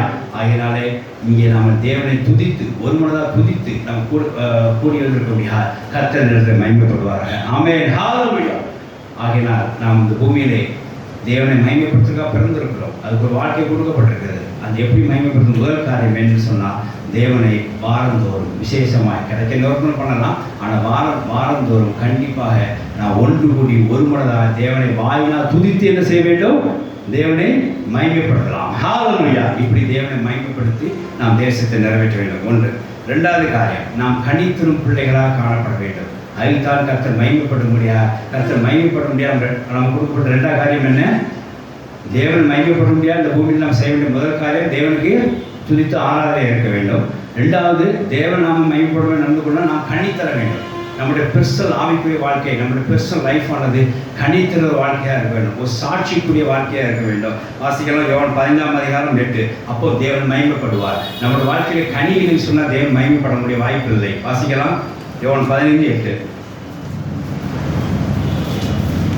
வாசிங்க. நீங்கள் மிகுந்த கனிகளை கொடுப்பதினால் என் பிதா மகிமைப்படுவார். ஹல்லேலூயா. நீங்கள் மிகுந்த கனிகளை கொடுப்பதினால் என் பிதாவானவர் என்ன செய்வார்? மகிமைப்படுவார். ஹல்லேலூயா. நாம் ஒவ்வொரு இடத்துல ஒரு கனியை கொடுக்க கொடுக்க கொடுக்க அந்த கிரெடிட்ஸ் எல்லாம் பிதாவால் போய் சேரும். தேவன் செய்வார், க்ளோரி ஆவார், அவர் மகிமைப்படுவார். நம்முடைய கனிகள் நம்ம கொடுக்கறது சாதாரணம் இல்லை. நம்முடைய சாட்சி நம்மளுடைய பெருமைக்காக பிதாவான மகிமைப்பட முடியாது. நம்ம கனி கொடுக்க வேண்டும். எல்லா கனியும் பிதாவோட மகிமைக்காக இருக்க வேண்டும். இந்த கனிக்கு ஒரு அர்த்தம் இருக்கு. நேற்று சயின்ஸ் புக் எடுத்து பார்த்தேன் நெட்டில். ஃப்ரூட் அப்படின்னு என்ன அப்படின்னா, it's edible reproductive product with seed அப்படின்னு போட்டு. ஏன்னா இந்த கனியில் என்ன இருக்கும்? விதை இருக்கும். நீங்கள் கொடுத்தீங்கன்னா அந்த ஒரு கனி பிறகு கொடுத்தீங்கன்னா என்ன செய்யும்? அது விதை என்ன செய்யும்? அவங்களுக்கு முளைக்கும். அதனால தான் சில இந்த கிரேப்ஸ் சாப்பிடும்போது விதையில்லாத கிரேப்ஸ் சாப்பிடாதீங்க, விதை உள்ள கிரேப்ஸ் சாப்பிடுங்க. ஏன்னா விதை உள்ள கிரேப்ஸ் தான் கனி கொடுக்குற அடையாளமாக இருக்கும். விதை இல்லாத ஹைப்ரிட் காரியம் எல்லாமே இந்த விதை இல்லாத ஐட்டமே சாப்பிடாதீங்க. அது ஒரு செயற்கை ஐட்டமாகும். இயற்கை ஐட்டம் விதை இருக்க வேண்டும். நீங்கள் கனி கொடுக்குறவந்தால் நீங்கள் பிறருக்கு ஒரு கனி கொடுக்குறீங்க, ஒரு கனியை கற்றுக்குள்ள சாட்சியாக ஒரு கனியை கொடுக்குறீங்க அப்படின்னா, தேவனை மகிமைப்படுத்துறீங்கன்னா அந்த விதை அங்கே போய் என்ன செய்வது? ரீச் ஆகும். அதை பார்த்து அவங்களுக்கு விதையில் வளருவாங்க. அதான் கனி கொடுக்குறது வாழ்க்கையிலே ரொம்ப முக்கியம். நீங்கள் பிறருக்கு சீட்டை கொடுக்க விரும்பணும் அப்படின்னா நீங்கள் கனி கொடுக்கலாம் இருக்க வேண்டும். அப்போ பிதாவோட உன்னத்திலே மகிமைப்படுறதை பார்க்கலாம். பிதாவை மகிமைப்படுத்துறதுக்கு அடையாளமாக இருக்குது. தேவனுக்கு ஸ்தோத்திரம் உண்டாதாக. ஆகையினால இங்கே கனி கொடுக்குறது ரொம்ப முக்கியம்னு சொல்லி பார்க்குறோம். 16 வாசிப்பாருங்க. இதுக்காக தான் அவங்களை தெரிந்து கொண்டேன். இதுக்கு நீங்கள் தெரிந்து கொள்ளவில்லை, இது கனி கொடுக்க முடியாது தெரிந்து கொண்டேன். அதுக்காக தேவன் உங்களுக்கு அருள் செய்வாராக சொல்லி இயேசு சொல்றதை பார்க்கலாம். வாசிக்கலாம். நீங்கள் என்னை தெரிந்து கொள்ளவில்லை, நானே உங்களை தெரிந்து கொண்டேன். நீங்கள் நாமத்தில் பிதாவை கேட்டுக்கொள்வது எதுவோ அவர் உங்களுக்கு கொடுக்கத்தக்கதாக நீங்கள் போய் கனி கொடுங்க. கனியோடு படிக்கும், உன் கனி நிலைத்திருக்கும் படிக்கும் நான் ஏற்படுத்துகிறேன். ஹல்லேலூயா. இதுக்காக கர்த்தர் ஏற்படுத்தியிருக்கிறார்.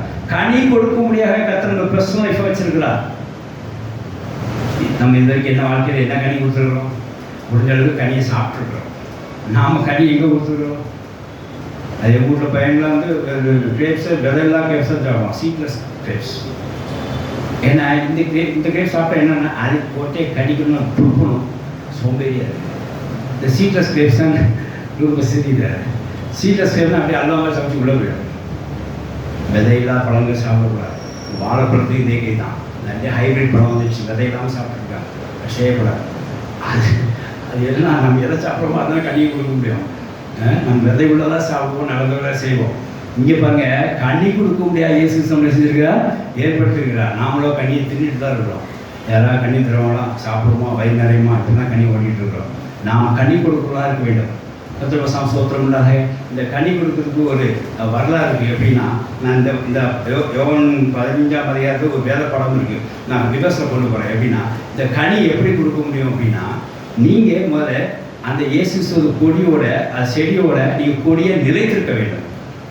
கனி எப்போ கொடுக்க முடியும்? நீங்கள் அந்த கொடியோட இருந்ததுனால கனி வரும். வாசிங்க. நான் உங்களுக்கு சொன்ன உபதேசத்தினாலே நீங்கள் சுத்தமாக இருக்கிறீங்க. ஹல்லேலூயா. இப்போ புரிஞ்சுதா உபதேசம் எதுக்குன்னு? உங்கள் வசனத்தினாலே நீ இயேசுடைய நிலைத்திருக்குன்னு சொல்லி காமிக்கிறீங்க. அப்போது செடியோடு நீங்கள் அட்டாச் ஆகிட்டு காமிக்கிறீங்க. அந்த செடி அட்டாச் ஆனதுக்கப்புறம் அந்த வசனத்தை எப்படி கடைப்பிடிக்கிறதுனா, உபதேசம் வைத்து வசனங்களை கடைப்பிடிக்கல காணப்பட்டால் அது உங்களை சுத்தம் செய்யும். இப்போ நீங்கள் மிகுந்த கனி கொடுக்கலாம். இப்போ நான் ரிவர்ஸில் வந்துட்டு இருக்கிறேன், 15:8 இப்போ ரிவர்ஸ் வந்துட்டு இருக்கிறேன். ஆகையால் நீ மிகுந்த கனிகளை கொடுத்தா தேவன் மகிமைப்படுவா. அந்த கனி எப்படி கொடுக்கணும்னா, நீங்கள் கொடிகளாக இருக்க நீங்கள் எப்பவும் இயேசுவோட செடியோட அட்டாச் இருக்க வேண்டும். எப்படி அட்டாச்னா வசனத்தை கடைப்பிடிக்க வேண்டும். அந்த வசனத்தை கடைப்பிடிக்கிறது எப்படி அப்படின்னா, உபதேசத்தை நீங்கள் செய்ய வேண்டும், கையாள வேண்டும். எதுக்கு உபதேசம் தனி வசனம் உங்களுக்கு புரியுமா? ஒரு உபதேசம் பல வசனங்களை கையாள வைக்கிறது. ஒரு உபதேசம் நடந்ததுன்னா பல வசனங்களை கையாள வைக்கிறது. அதுதான் டாக்டிங். டாக்டிங் வந்து உங்கள் வசனப்படி நடத்துறது தான் டாக்டிங். அங்கே ஒன்றும் இங்கே ஒன்றும் இங்கெல்லாம் இருக்கும். கர்த்தருடைய ஆவியான கொடுத்த உபதேசமானது, சட்டத்திட்டமானது அந்த வசனங்களை பேக் பண்ணி உங்கள் வாழ்க்கையிலே நடைமுறைக்கு எடுத்து சொல்லும். 2 வருஷம் சோத்திரம் உண்டாதாங்க. இப்போது டிராஃபிக் போலீஸ் போயிட்டுருக்குறோம், டிராஃபிக்கில் போயிட்டுருக்குறோம், லெஃப்டில் போகணும் அப்படின்றது உபதேசம். லெஃப்டில் போகணுன்றது உபதேசம், ரைட்டு. அந்த லெஃப்டில் போகிறோட உபதேசம் போகும்போது எத்தனை ரூல்ஸ் வரும் தெரியுமா? ஸ்பீட் பிரேக்குக்கு 1 கிலோமீட்டர் வச்சுக்கோ அப்படின்ட்டு இருக்கும். சிக்னல் ரெட் வந்தால் ஸ்டாப்னு வரும். இதெல்லாம் ஒரு வார்த்தைகளாம், டிராஃபிக் போல் கொடுத்த வார்த்தைகளாம். இதெல்லாம் கவர் பண்ணி தான் ஒரு ஏரியாவுக்கு நம்ம போய் ரீச் ஆகணும். இப்போ லெஃப்டில் போகணுங்கிற உபதேசம் மாத்திரம் தான் லெஃப்டில் போகிறாங்க. நீ தாறுமாறாக போயிடக்கூடாது, அப்படி தானே? லெஃப்டில் போகணும் போலீஸ் சொல்லிட்டாரியா, அப்புறம் என்ன? நான் ரூல்ஸ் சொல்லணும், அப்படி ரூல்ஸை ஃபாலோ பண்ணணும் அப்படின்ட்டு ஒரு ஸ்கூல் வரும்போது அது ஃபுட் பாத்தில் நிப்பாட்டணும். ஏதாவது 20 ஸ்பீடில் போகணும். இது தாரமாக வேகமாக போயிடக்கூடாது. ஸ்கூல் சொன்னேன் ஒரு ஸ்பீட் பைக்கில் நிறுத்தி போகணும். சிக்னல் தான் நிப்பாட்டணும். இப்படி சில ரூல்ஸ் எல்லாம் இருக்குது. அப்போது அதுதான் அதோட வார்த்தைகள்னு சொல்லி அர்த்தம். அப்போ தேவ வசனத்தை நம்ம கையாளர்களுக்கு கொடுக்கப்பட்டது தான் உபதேசம். இந்த உபதேசம் நீங்கள் என்னவா இருக்கீங்க? சுத்தமாக இருக்கீங்க. நீங்கள் சுத்தமாக இருந்தாலும் இப்போ என்னவா இருப்பீங்க? மிகுந்த கனிகள் கொடுக்குறதா இருப்பீங்க. ஹalleluya. யோவான் 15 வீட்டில் வாசித்து பாருங்க, ரிவர்ஸ் வாசித்து பாருங்க, நல்லா புரியும். ஆகையினாலே நாம் மிகுந்த கனிகளை கொடுக்குறதா இருக்க வேண்டும். கனியை கொடுக்கறதுக்கு இயேசுவோட இந்த கொடி இயேசு செடியோட அட்டாச் ஆக வேண்டும். அவர் நிலைத்திருக்க வேண்டும். எப்படி நிலைத்திருக்கிறோம்? வசனத்தை கடைப்பிடிக்கிறனால. வசனத்தை எப்படி கடைப்பிடிக்க முடியும்? அவர் உபதேசம் நாம கையாளனாலே. அந்த உபதேசம் கையாளனால என்ன பிரயோஜனம்? நாம் சுத்தமாக இருக்கிறோம். சுத்தமாக இருக்கிற என்ன பிரயோஜனம்? மோர் ஃப்ரூட்ஸ், மிகுந்த கனியை தருகிறோம். ஹalleluya. இதை மட்டும் ஞாபகம் வச்சுக்கணும். யோவான் 15 நம்ம கொடுக்கப்பட்ட பாடல் தான். அதுக்காக உங்களை நான் ஏற்படுத்தினேன். நீங்கள் என்னை தெரிந்து கொள்ளவில்லை, நான் உங்களை தெரிந்து கொள்ள. எதுக்கு? என் பிதாவான மகிமைப்பட முடியாது, நீங்கள் கனி கொடுக்க முடியாது என்று செஞ்சாங்க. தேர்ந்தெடுக்கப்பட்டிருக்கீர்கள். அதை நம்ம பூமியில் செய்வோமாக. ஆமென். ஹalleluya. இந்த கனினா என்ன நினச்சிட்டு இருக்கீங்க? ஆவிக்குரிய கனியாகும். வாசிக்கலாம். கலாத்தியர் 5ஆம் அதிகாரம் 22-23 வாசிக்கலாம். கலாத்தியர் 5ஆம் அதிகாரம் 22-23.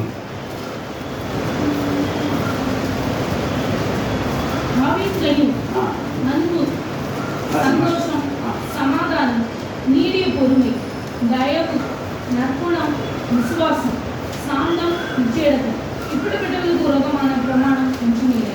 தேவனுக்கு ஸ்தோத்திரம் உண்டாதாக. நீங்கள் இந்த கனிகளை கொடுத்தாலே தேவன் மகிமைப்படுவார்.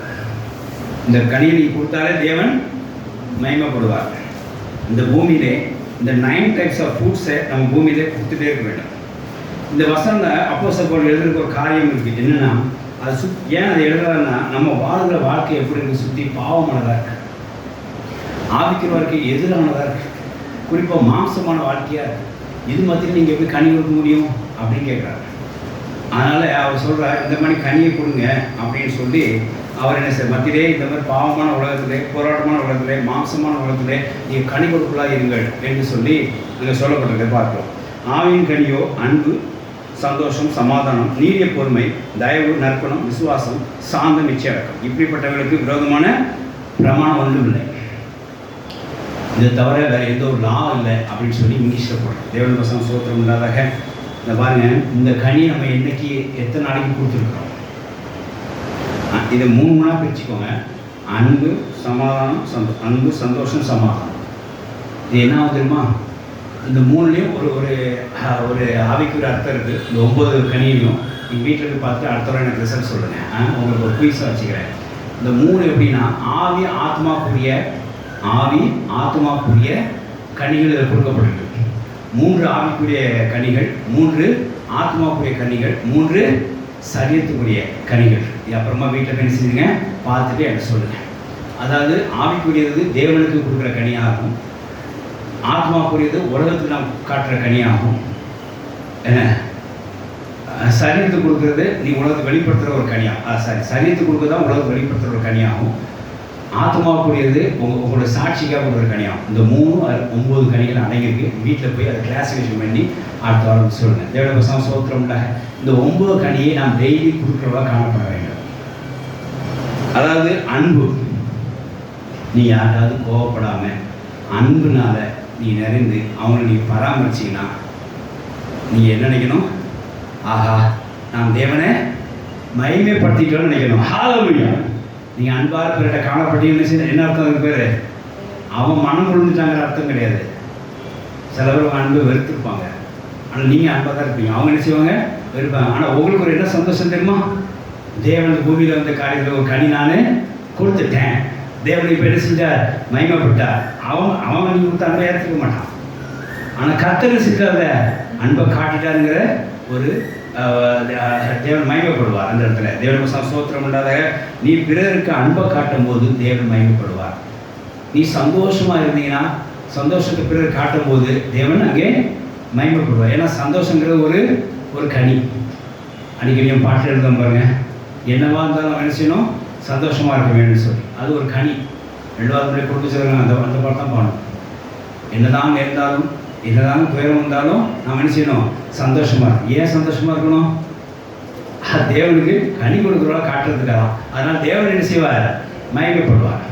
கர்த்தருக்கு சோத்திரம் உண்டாதாக. சில ஆட்கள் கூட சந்தோஷமாக கேட்கல. சில பேர் போவாங்க சோத்திரம் அது சொல்லாமல் வரும். நல்ல பயிற்சி சோத்திரம் அப்படின்னு சொல்லுங்க.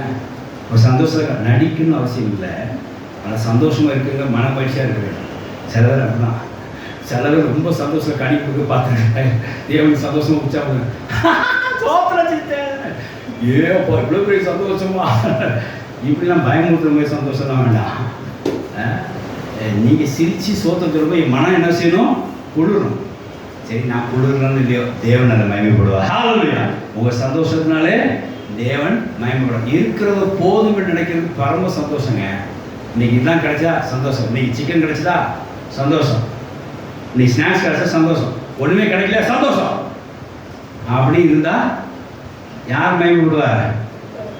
தேவன் மகிமைப்படுவார். ஏன்னா நீங்கள் ஒரு கனி கொடுத்துட்டீங்க அப்படிங்கிறது தான். அடிக்கடி அந்த பாட்டில் வரும் பாருங்க, மந்தையில் ஆடு இருந்தாலும் நான் செய்வேன், கர்த்தரை நான் துதிப்பேன். ஆடு இல்லாட்டாலும் துதிப்பேன். நண்பர்களாக இருந்தாலும் துதிப்பேன். நண்பர்களோட பிரிந்து போனாலும் துதிப்பேன். அப்படின்னு ஸ்பாட் இருக்கு இல்லையா? நம்ம வசந்த பிரகாரமாக இசைகள் கொடுக்குற பிரகாரமாக அந்த மாதிரி எப்போ நம்ம சந்தோஷமாக இருக்க கற்றுக்கொள்ள வேண்டும். இது ஒரு விதமான கனி. இதில் தேவன் மகிமைப்படுகிறார். ஹல்லேலூயா. அடுத்தது அங்கே பாருங்க, சமாதானம். கூடுமா மட்டும் சமாதானம் இருக்கும். வெளிப்பாசர் ரொம்ப அந்த வார்த்தையானு சொன்னார். நானும் மோனையாகவும் வண்டியில் போகும்போது அந்த பேசுவோம். எப்படியா நாளைக்கு அங்கே போகணுமே என்ன பண்ணணும்? அதான் ஒரு வசனம் இருக்க, அந்த வசனத்தை நம்ம கடைப்பிடிச்சி எதாவது பண்ணி தான் ஆகணும். என்ன வசனையா அப்படின்னா, கூடுமா மட்டும் சமாதானம் இருக்க முடியாதுன்னு சொல்லியிருக்காரு ஆண்டவர். குடும்பம் மேக்ஸிமம் முடிஞ்ச அளவு செய்ய அப்படின்ற. அதனால சந்தோஷமாக ஃபங்க்ஷன் போயிட்டு வருது. அங்கே பிலிப்பாஸ்டர் அந்த வசனத்தில் செய்ய சொன்னாங்க. நான் அவரை பார்த்தேன். அப்படியே நடத்துறாரியா அப்படின்னு. கர்த்தருக்கு சோத்திரம். கூடுமான்ற என்ன வரணும்? சமாதானம் இருக்க கற்றுக்கொள்ளணும். மாமியா மருமனாலும் சரி, மருமாமியாலும் சரி, ஏதோ சாக்கு போக்கு எதுனாலும் சரி, கூடுமா மட்டும் என்ன சொல்லுவோம்? சமாதானம் இருக்க கற்றுக்கொள்வோம். ஏன்னா இது ஒரு வகையான கனி. இதனால் தேவன் மகிமைப்படுவார். நீ யாரை சமாதானம் போக நான் நெருங்கி போகிற ஒரு ஆள்கிட்ட அந்த அவங்க விலகி போகிறாங்க. சரிதான் போட்டு விட்டுலான்னு பார்த்தேன். ஆனால் மனசு கேட்கல. சமாதானம் போகணும். ஏன்னா அது எனக்கு கனி. தேவனை மகிமைப்படுத்துறது. அவங்க எப்படியெல்லாம் பண்ணிட்டு போகிறோம். நம்ம என்ன செய்வோம்? சமாதானம் இருப்போம். ஹல்லேலூயா. தேவனுடைய சோத்திரம். அதனால் அந்த கனியை செய்ய வேண்டும். அடுத்தது பாருங்க, நீடிய பொறுமை. அது நமக்கு வரவே மாட்டேங்க. இந்த கனி எப்பவும் விதையவே இருக்குது. இந்த கனி என்னவா இருக்குது? செடியில் விதையாக இருக்குது. அது எப்போ பூத்து குலுங்கி. நீடிய பொறுமைங்கிறது வாழ்க்கையில் கிடையவே கிடையாது. எது வந்தாலும் இப்போ வேணும். காத்துக்குங்கிறது பாயிண்டே கிடையாது. எது வந்தாலும் இப்போ வேணும். அதனால் இந்த கனிக்கு ரொம்ப ஜெபம் பண்ணுங்க. அப்போஸ்தலர் பவுல் அந்த நிருபங்கள் எழுதுகிற 3 வார்த்தை பாருங்க, நீடிய பொறுமையும் சாந்தமும் அப்படின்னு எழுதிருக்கிறார். அந்த கனி கொடுக்க முடியாத வார்த்தை நிறைய பயன்படுத்துவார். நிறைய இடத்துல பயன்படுத்துவார். ஏன்னா அந்த ஜனங்களுக்கு அப்போவே அது இல்லை, நமக்கும் இல்லை. என்ன தேவவசம் சோத்திரம்ல நீடிய பொறுமை கனி கொடுக்க முடியாத என்ன ஆண்டவரே இந்த நாள் நிறைத்திருந்து ஒவ்வொரு கனிக்காக ஒவ்வொரு நாள் ஜெபம் பண்ணுங்க. இன்றைக்கெலாம் எதுக்கு உங்களுக்கு திருப்பி இந்த வருஷம் அறிஞ்ச பாடத்தை ஏன் உங்களுக்கு சொல்கிறோம் அப்படின்னா, ஏதாவது ஒரு அப்டேட் உங்கள்கிட்ட இருக்கணும், ஒரு அப்டேட் உங்களுக்கு இருக்கணும். இன்றைக்கி என்ன ஜெபம் பண்ணுங்க, நீங்கள் பொறுமை உள்ள கனியை நான் தரும் ஆண்டவரே, நான் தரும்படி எனக்கு கிருபை அளிங்க, அதற்கு நீங்கள் மைம்பொறுமையாக நடந்து உள்ள கிருபை செய்ய. நீங்கள் ஒரு ஆள் சத்தம் போட்டாங்கன்னா பொறுமையாக இருந்து பாருங்கள், ஃப்ரூட் அதான் நீங்கள் அடைவீங்க. ஹல்லேலூயா. அந்த ஃப்ரூட்டில் தேவன் மகிமைப்படுவாராக. அந்த கனி நாம் புசித்து ரசித்து என்ன இருக்கா நமக்கு தேவையில்லை. நாம் நீடிய பொறுமையாக இருக்கும். தேவன் சோத்திரம் உண்டாக நீடிய பொறுமை ஒரு கனி கொடுக்கிறதாகவும் அது தேவன் மகிமைப்படுவதாகும். ஹல்லேலூயா. அந்த நீடிய பொறுமையாக கடையாளமும் அடுத்த தயவு. ரொம்ப தயவாக இருப்போம். யாரும் கேட்டாலும் நமக்கு வேணுமே போவேன், தயவுள்ளவராக இருப்போம், இருக்கிறத கொடுப்போம், அடுத்த கத்தை தருவார். இந்த தயவுள்ளது ஒரு கனியாகும். தேவனால் மகிமைப்படுவார். நற்குணம் இது ரொம்ப கஷ்டம்தான். இந்த வள்ளுவல்னு கொடுக்குறது, எரிச்சலாய் கொடுக்குறது, இதெல்லாம் நற்குணத்துக்கு ஆப்போசிட். நற்குணம் உள்ளவர்களாக இருங்க. பட்டான்னு கோவப்படுறது, பட்டான்னு அதாவது என்ன சொல்லுவாங்க, திருநெல்வேலி பசங்க வள்ளுவல்னு தான் சொல்லுவோம். சாசான்னு எழுத்து பேசுகிறது, போகிறது, சத்தமாக பேசுகிறது, இந்த மாதிரி செய்யாதீங்க. அது கனி கொடுக்கறதுக்கு அடையாளமே கிடையாது. No point of view. நற்குணம் என்னம்மா சொல்லு, பொறுமையாக சொல்லு, அப்படி கேட்க பழகிங்க. பிள்ளைகிட்ட பேசும்போது சொல்லுமா என்ன விஷயம், வரும்போது வந்துட்டியா, கிழிச்சிட்டியா, புக்க வச்சிட்டியா, ஓரம் கட்டியா, உடச்சிட்டியா, அதெல்லாம் நற்குணமே கிடையாது. கொஞ்சம் நற்புறத்தில் மாறிக்க பாருங்க, கனி கொடுக்க பழகுங்க. இதில் தேவன் மேம்படுவார். நம்ம நினச்சிட்டு நம்ம நற்குணம் காட்டினா புருஷன் நம்மளுக்கு முடி ஐசிச்சு ஏதாவது வாங்கி தரோம் அப்படின்னு நினைக்காதீங்க. புருஷன் தாராள இருந்தார் இல்லையோ, உங்கள் நற்புறத்துக்கு தேவன் மகிமைப்படுவாராக. ஹல்லேலூயா. அதனால நீங்கள் என்ன செய்யுங்க, இந்த கனிகளை நீங்கள் ஃபாலோ பண்ணிக்க, கனிகளை கொடுங்க. அடுத்தது விசுவாசம். கண்டிப்பாக இது வேணும். விசுவாசம் இல்லாமல் நீ ஒரு காரியம் செய்ய முடியாது. விசுவாசத்தோடு காணப்படுங்க. நிச்சயமாக அது தேவனுக்கு நீங்கள் கொடுக்குற கனியாகும். அது கத்திரங்களை அவங்க மத்தியில் மகிமைப்படுவாங்க. சாந்தம் இது கொஞ்சம் கஷ்டம்தான் இருக்குது. அது சாந்தத்தில் இருக்கும்போது தான் அந்த கனி வெளிப்படும், தேவன் மகிமைப்படுவார். இச்சை அடக்கம் இது ரொம்ப முக்கியம். வாலிபர்கள் இச்சை அடக்கத்தோடு காணப்பட பழகிக்க வேண்டும். சில இடங்களில் சில ஆட்களை பார்க்கும்போது நமக்கு இச்சை உண்டாகலாம், சில ஸ்திரீகளையோ பார்க்கும்போது இச்சை உண்டாகலாம். உடனே நாம் ஆவிக்கிற கனி கொடுக்கணுமே, தேவன் நமக்கு மகிமைப்படுகனே அப்படின்னு நினச்சிட்டு உடனே அந்த அந்த இடத்துலேருந்து நகன்றுங்க. இல்லைன்னா அவரை பார்க்கறத நிறுத்திடுங்க. இச்சை அடக்கம் உள்ளவராக காணப்பட்டால் நீங்கள் உடனே ஒரு சந்தோஷப்படுங்க. ஆஹா, இப்படி ஒரு ஆளை நான் பார்த்தேன், எனக்கு மனசு இச்சை உண்டாச்சு, தொடர்ந்து பார்க்க அப்படி கத்தரை பாதுகாத்து கொண்டா ஒரு இச்சை அடக்கத்தில் நீங்கள் நான் காணப்பட்டேன், அதனால் தேவன் நான் கனி கொடுத்தேன், இப்போ கத்தரை நான் மகிமைப்படுத்துவேன் என்று சந்தோஷத்தோடு பண்ணுங்கள். அதாவது இச்சை அடக்கத்தை எப்படி செய்யணும் அப்படின்னா, தேவனுக்கு மகிமை உண்டாகத்தக்கதாய் நான் கனி கொடுக்கறத நான் அடக்கிக்கிறேன், இச்சை அடக்கிக்கிறேன் அப்படின்னு நினச்சாதான் இச்சை அடக்க முடியும். இச்சை எப்படி அடக்க முடியுன்றதை நல்லா புரிஞ்சுக்கோங்க. எது சாப்பாடுனாலும் சரி, கண்கள் இச்சைனாலும் சரி, எப்படி அடக்க முடியும்னா, நாம் அந்த இச்சை அடக்கிறதுனால தேவனுக்கு கனி கொடுக்குறோம், இதனால் தேவன் மகிமைப்படுவார் என்று நினைச்சா ஒழிய அந்த இச்சை செய்ய முடியாது, அடக்க முடியாது. அதனால் யாராலும் பார்க்கும்போது வாலிப வயசுகளை இச்சை அடக்கம் இல்லாமல் தெரியும், இச்சை உண்டாக தான் செய்யும். ஆனாலும் நாம் தேவன் கனி கொடுக்கணுமே, இச்சை அடக்கிக்கொள்வோம். அப்படி அடக்கிட்டீங்கன்னா அன்னைக்கு நீங்கள் ஃப்ரூட் கொடுத்துட்டீங்க, கனி கொடுத்துட்டீங்க, தேவன் மகிமைப்பட்டான்னு சொல்லி அர்த்தம். ஹல்லேலூயா. இப்படி 9 வகையான கனிகளை நாம் அன்றாடம் கொடுப்போமாக. அந்த கனியை கொடுக்கறதுக்கு நாம் தொடர்ந்து இயேசுக்கு நினைத்திருப்போமாக. இயேசு நினைத்திருக்கு தொடர்ந்து வசனத்தை கண்டுபிடிப்போமாக. அந்த வசனத்தை கண்டுபிடிக்கிறது உபதேசத்தை கையாளுவோமாக. உபதேசத்தினால் நாம் சுத்தமாக இருப்போமாக. இப்படி சுத்தமாக இருக்கிறதுனால மிகுந்த கனியை கொடுக்குறோம், டெய்லி காணப்படுவோமாக. ஆமென். ஹல்லேலூயா. இதில் கர்த்தர் மகிமைப்படுவாராக. ஆமென். இப்படி நாம் கனி கொடுக்குறா காணப்படுறோம். இந்த கனி கொடுக்குற என்ன தெரியுமா, இயேசு நம்மிலிருந்து மகிமைப்படுமையாக வெளிப்படுத்துகிறோன்னு அர்த்தம். இந்த பூமியில் வந்து நோக்கம் ஏன்னா ஆட்கள் சொல்லிட்டேன், தேவனை மகிமைப்படுத்தலாம். தேவனை மகிமைப்படுத்தும் முதலாவது தேவனை கூடிய ஆராய்ச்சி செய்ய வேண்டும். ரெண்டாவது தேவனை எப்படி மகிமைப்படுத்தலாம் அப்படின்னா, நம்முடைய கனிகளின் மூலமாக பிறகு என்ன செய்ய, தேவனை வெளிப்படுத்துற மூலமாய் ஏன்ட்ட தேவன் இருக்கிறார் அப்படின்றத வெளிப்படுத்தும் மூலமாக தேவனை செய்வாங்க, மகிமைப்படுவார். 3வது காரியம், பிறரை மகிமைப்படுத்த நாம் செய்ய வேண்டும். வாசிக்கலாம், மத்தேயு 5:16 வாசிக்கலாம். எல்லாரும் வாசிங்க.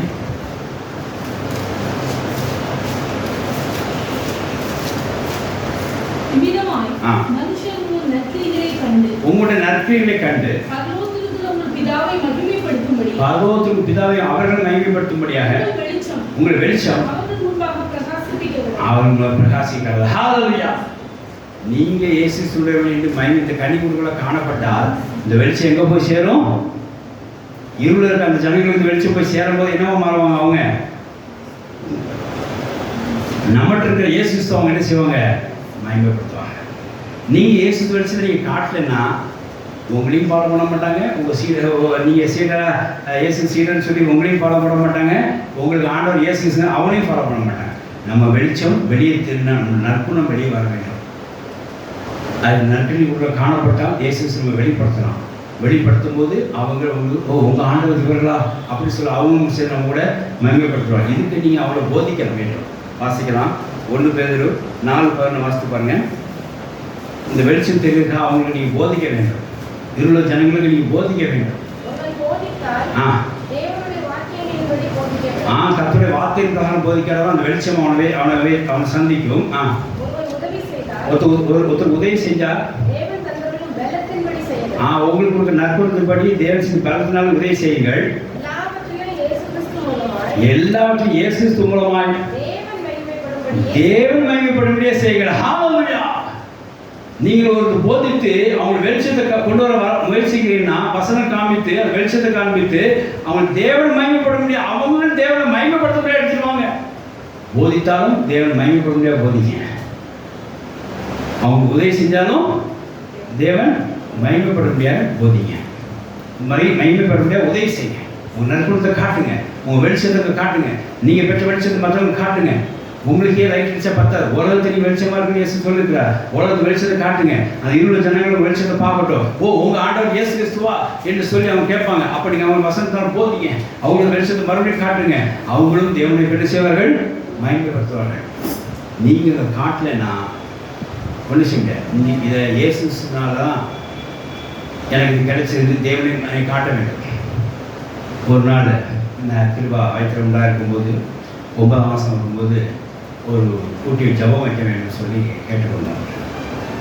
அந்த பிரகாரமாக நிறைய பரிசுத்தவங்களை வரவழைத்து எங்கள் வீட்டு பக்கத்திலே ஒரு ஹால் இருந்தது. அந்த ஹாலில் வாடகை எடுத்து எல்லாம் வர சொல்லி சாப்பாடெல்லாம் கொடுத்து கற்றுக்கிட்டு சாட்சி சொன்னோம். அப்போது நான் இந்த மாதிரி இருந்தோம். 7 வருஷமாக இப்படி குழந்தைகளாக இருந்தோம். கர்த்தர் எங்களுக்கு காரியத்தை அனுப்பி செய்தார். அவர் திருவே காண்பித்தார் அப்படின்னு சொல்லிட்டு கடைசியில் ஒரு வார்த்தை சொன்னேன். இப்படி நீ தேவன் எதை கேட்டுக்கொள்ளுவோ அது உங்களுக்கு கிடைக்கும். அவரை விசுவாசத்தை கேட்டு பாருங்க கிடைக்கும். குறிப்பாக காத்திருந்து கேட்டு பாருங்க கிடைக்கும் அப்படின்னு சொல்லி நான் சாட்சியை சொல்லி முடித்துட்டேன். என் மச்சனை வந்தான். அது என் ஒய்ஃபோட அண்ணன் வந்தான். அவன் வந்து வெளியே வந்து சொன்னான், நல்லா சொன்னீங்க மாமா, சுவிசேஷம் சொல்கிறது இதுதான் நமக்கு ஈஸி அப்படின்னு சொன்னேன். நிறைய நான் உலகத்தில் வர வச்சுருந்தேன். குறைஞ்சாது நிறைய என் ஃப்ரெண்ட்ஸ் எல்லாம் வர வச்சுருந்தேன். சுவிசேஷம் சொல்கிறதுக்கு உங்கள் வெளிச்சத்தை காட்டுறது இதுதான் நல்ல தருணம். நல்ல அருமையான அந்த சாட்சியில் இயேசுக்கு வெளிக்கொண்டு வந்து அதுதான் முக்கியம். நம்ம கனி கொடுக்குறவளாய் வெளிச்சத்தை காட்டுறவளை இருக்கிறது தான் அவங்க என்ன செய்வாங்க, போதிக்கப்படும் போது அந்த வெளிச்சத்தில் இன்னொரு ஒன்று ஆண்டவரா அப்படின்னு சொல்லி. அப்போது என் ஃப்ரெண்டு ஒருத்தர்னா அவனுக்கும் இதே மாதிரி ஒரு 6 வருஷமாக குழந்தை இல்லை. அப்போ நான் சொன்னேன், எங்கள் பாஸ்டர்கிட்ட நீ ஜோதிச்சிக்கையா குழந்தை கிடைக்குமையா அப்படின்னு. அவனுக்கு மனசு இல்லை தானே சொல்கிறானேன்னு சொல்லி வந்த இடத்துல அவாய்ட் பண்ண முடியாது ஜோம் பண்ணிட்டான். கரெக்டாக 1 வருஷத்தில் அவன் 2 குழந்தை பெற்றுச்சு. ஹல்லேலூயா. ப்ளீஸ் எனக்கு சந்தோஷம் உண்டாதாக பாருங்கள் எவ்வளோ மாற்றம் உண்டாயிட்டு. அது கண்டிப்பாக அவங்களோட வெளிச்சம் அவங்களை நினைச்சு தாக்கி அவங்கள புதுப்பிச்சு கொண்டு வரும். அதனால பிறரும் தேவனை மகிமைப்படுத்த முடியாது. நாம் என்ன செய்யலாம், நம்ம வெளிச்சத்தை நம்ம காட்டுறோம். இதுவும் நம்ம வாழ்க்கையில் ஒரு தேவனை மகிமைப்படுத்த ஒரு பங்காகும். நீங்கள் நினச்சிட்டு இருக்கீங்க இது அவங்களாம் சொன்னால் கேட்க மாட்டாங்க. கிடையாது. நீங்கள் டார்ச் லைட் அடிச்சுட்டே இருக்கீங்க, பொருள் கிடைச்சா வச்சுருப்போம், அடுத்தது அடிச்சுட்டு போயிட்டே இருப்போம், அவ்வளோதான். அதனால் நம்ம நினச்சோம் பிறரை போதித்தால் தேவன் மகிமைப்படுறவங்களே போதிப்போம். பிறர் நீ உதவி செஞ்சு தான் அவன் தேவனை ஏற்றுக்கொள்வானா. உங்கள் கரங்கள் உங்களுக்கு கொடுத்து உங்களுக்கு பலத்தின் கிரியேட் பண்ணி நீங்கள் செய்யுங்க, தேவன் மகிமைப்பட முடியாது செய்யுங்க. ஹல்லேலூயா. அதனால் இப்போ நமக்கு இன்னொரு டார்கெட் இருக்குது. பூமியில் தேவனை மகிமைப்படுறதுக்கு இன்னொரு டார்கெட். 3ஆவது பாயிண்ட் என்ன அப்படின்னா, பிறரை மகிமைப்படுத்த முடியாது நீங்கள் என்ன செய்யணும், நீங்கள் உங்களோட சாட்சியை நீங்கள் என்ன செய்யணும், பார்த்துக்கணும். மனுஷனை மகிமைப்படுத்த முடியாது கூடாது. பெரிய ஒரு சாட்சி எழுதினேன், ஐயா அப்படி காரியம் 6 வருஷமாக இருக்குது, டாக்டர் பார்த்து முடியலை, கடைசி நாங்கள் நம்ம சோர்ந்து போகணும் இப்படிலாம் இருந்துச்சு. கருத்தைங்களை அனுபவம் செய்து கிருபை செய்து எங்களுக்கு கொண்டு பகிர் கட்டளைட்டா அப்படின்னு புதிய செய்தியில் கொடுங்கன்னு சொல்லி ஒரு சாட்சியில் எழுதினேன். இந்த சாட்சியை எழுதிட்டு அவங்களோட சீனியர் பேர் காமித்தேன். அவர் உடனே அந்த கடைசி வரியில் அது வந்து ஃபுல்லை பேர் நான் ஜெபிச்சு உங்கள் வார்த்தை வந்துச்சுங்க அதில் சேர்ந்தது அப்படின்னா என்ன செய்வீங்க இப்படி பவுலையாக ஜெபிச்சாங்க, அந்த வார்த்தை வந்துச்சு, அது அதை சர்ச்சை அப்படின்னாரு. அப்புறம் எனக்கு ஒரு மாதிரி இருக்குது. ஏன்னா ஒரு ஜபத்தினாலும் அந்த குழந்தை வந்தது இல்லை, பல்வேறு ஜபங்களும் கர்த்தரோட கிருபையால வந்தது. இருந்தாலும் சொல்கிறாருங்க இருக்காங்க அன்றைக்கி பாருங்க, அன்றைக்கி அந்த மனுஷனை நான் மகிமைப்படுத்துகிற சில காரியங்கள் செய்ய கலாய்ச்சி. அப்போ தான் எனக்கு உங்கள் கண் திறக்கும் போது தெரியுது, நம்ம பூமியில் வந்து நோக்கமே ஒரு மனுஷனை மகிமைப்படுத்துக்கல, தேவனை மகிமைப்படும். அப்போதும் அதுக்கப்புறம் எனக்கு திமுறா பேச ஆரம்பிச்சிட்டேன். கர்த்தர் தான் எங்களுக்கு குழந்தைகள் கொடுத்தா. ஹல்லேலூயா. இதான் கோல்டன் கரேஜ். வேற மாதிரி தேவனை மகிமைப்படுத்த முடியாத கர்த்தர் வாழ்க்கை கொடுக்கப்பட்டிருக்கு. தேவனை மகிமைப்படுத்த கர்த்தர் இந்த ஊழியத்தை கொடுத்துருக்கிறார். தேவனை மகிமைப்படுத்த கர்த்தர் இந்த வாழ்க்கையை கொடுத்துருக்கிறார். தேவனை மகிமைப்படுத்த கர்த்தர் இந்த குழந்தையை கொடுத்துருக்கிறார். தேவனை மகிமைப்படுத்த எனக்கு இந்த வேலையை கொடுத்துருக்கிறார். தேவனை மகிமைப்படுத்த உங்களுக்கு கர்த்தர் இந்த படிப்பை கொடுத்துருக்கிறார். இதெல்லாம் தேவனை சார்ந்ததாக இருக்க வேண்டும், தேவனை மகிமைப்படுத்ததாக இருக்க வேண்டும். தனி மனிதனை தூக்கி விடுவதற்கு அல்ல, தனி மனிதனை உயர்த்துவதற்கு அல்ல. எதை செய்தாலும் எதை செஞ்சாலும் என்ன செய்ய, அந்த வசந்த மாதிரி வாசித்து பாருங்க. பேது அருமையான கடைசி வரை சொல்லுவாங்க, போதித்தாலும் கர்த்தர் வசனப்படி போதிக்க கடவன், ஒருத்தருக்கு உதவுறாலும் உங்க பலத்தின்படியே உதவ கடவன். எதை எப்படி செய்தாலும் சரி என்னவா இருக்கும், அந்த ஒரு வரி மட்டும் வாசிங்க. எதை எதை எப்படி செஞ்சாலும் எல்லாவற்றையும் இயேசு தேவன் மகிமைப்படும்படியா செய்யுங்க. ஹல்லேலூயா. உங்க மூலமாய் அவர்கள் தேவனை மகிமைப்படுத்தினா நீங்க என்ன வேணாலும் செய்யலாங்க, என்ன வேணாலும் செய்யலாம். ஒரு நாள் ரத்தம் கொடுத்தேன், ரத்தம் கொடுத்துட்டு நான் சொல்லிட்டு வந்தேன், பெருமைக்கு சொல்லலை, ஒரு பாஸ்டர் கொடுத்து போனான்னு எழுதிக்கோங்க, யாரும் அந்த காட்டு ரத்தம் கொடுத்துட்டு நான் காட்டலை, அந்த எழுதிங்கன்னு சொல்லிட்டு வந்தேன். தெரியட்டும், ஏன்னா கர்த்தர் பிள்ளைகள் இப்படி அனுபவம் செய்வாருன்னு தெரியட்டும் அப்படின்னு சொன்னேன். கர்த்தர் சோத்திரம் உண்டாதாக. ஏன்னா தேவனை எப்படியாவது பிறர் மகிமைப்படுத்த முடியாத ஒரு சந்தர்ப்பம் கிடைச்சுன்னா வெளிச்சத்தை அடித்து காட்டுங்க. ஆகையினால நம்ம இன்னொரு காரியத்தை கடமைப்பட்டிருக்கிறோம். எந்த பூமியிலே நம்ம வந்த நோக்கம், பூமியிலே நாம் வாழ்ந்த நோக்கம், பூமியில வாழ்கின்ற நோக்கம் என்ன அப்படின்னா, எப்பவும் தேவனை மகிமைப்படுத்துறதுலாம். எப்படி தேவனை மகிமைப்படுத்தலாம், நாம் கூடி ஆராதிக்கும் போது தேவனை மகிமைப்படுத்துறது அர்த்தம். இரண்டாவது, நம்முடைய கனிகள், நம்முடைய குணங்கள், நம்மளுடைய வாழ்க்கை நடவடிக்கை மூலமாய் கனிகள் கொடுக்க மூலமாய் தேவனை மகிமைப்படுத்தணும்னு சொல்லி அர்த்தம். ஒவ்வொரு கனிகள் நீங்கள் ஒவ்வொரு குணத்தை நீங்கள் நடவடிக்கை செய்ய செய்ய செய்ய அந்த கனி வெளிப்பட தேவனை மகிமைப்பட்டுக்கூடாது, தேவனை மகிமைப்படுத்துறதுக்கு அடையாளம் சொல்லி அர்த்தம்.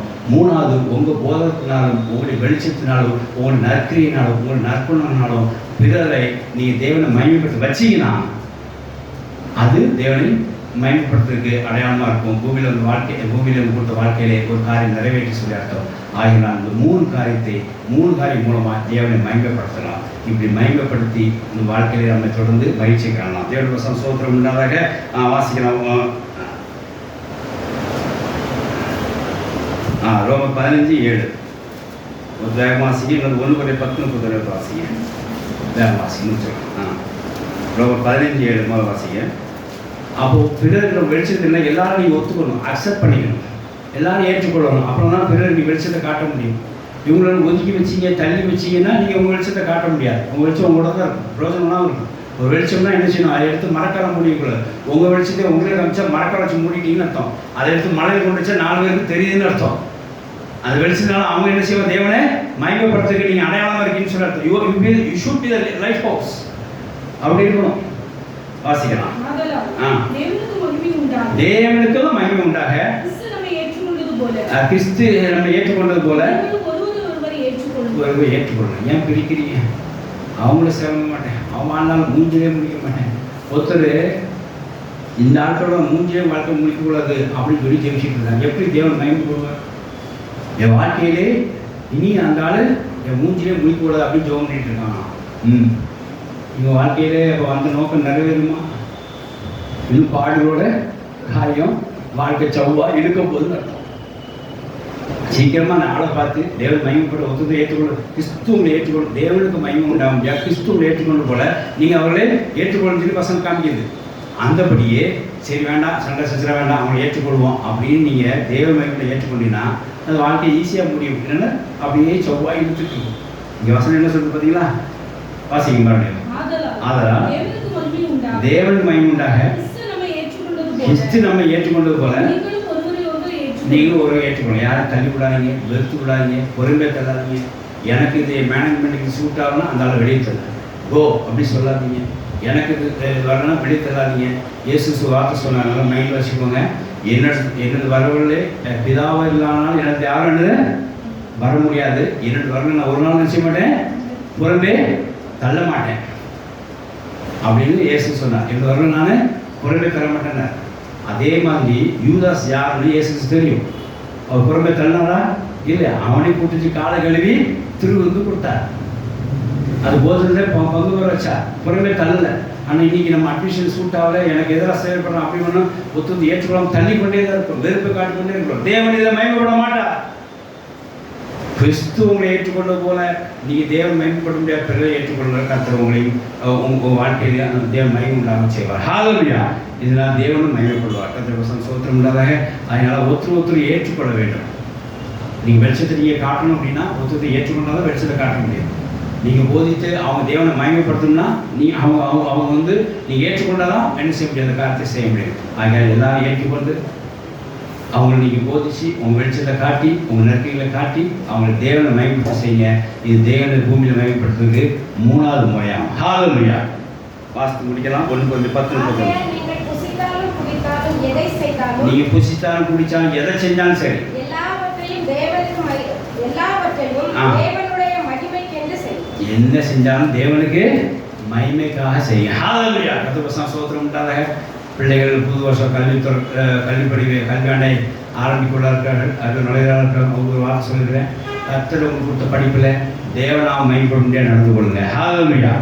கர்த்தர் உங்களுக்கு படிப்பை கொடுத்துருக்காருன்னா கர்த்தர் நாம் மைப்பட முடியாத படிப்பை ஆசைன்னு சொல்லி தேவனுக்கு கேளுங்க.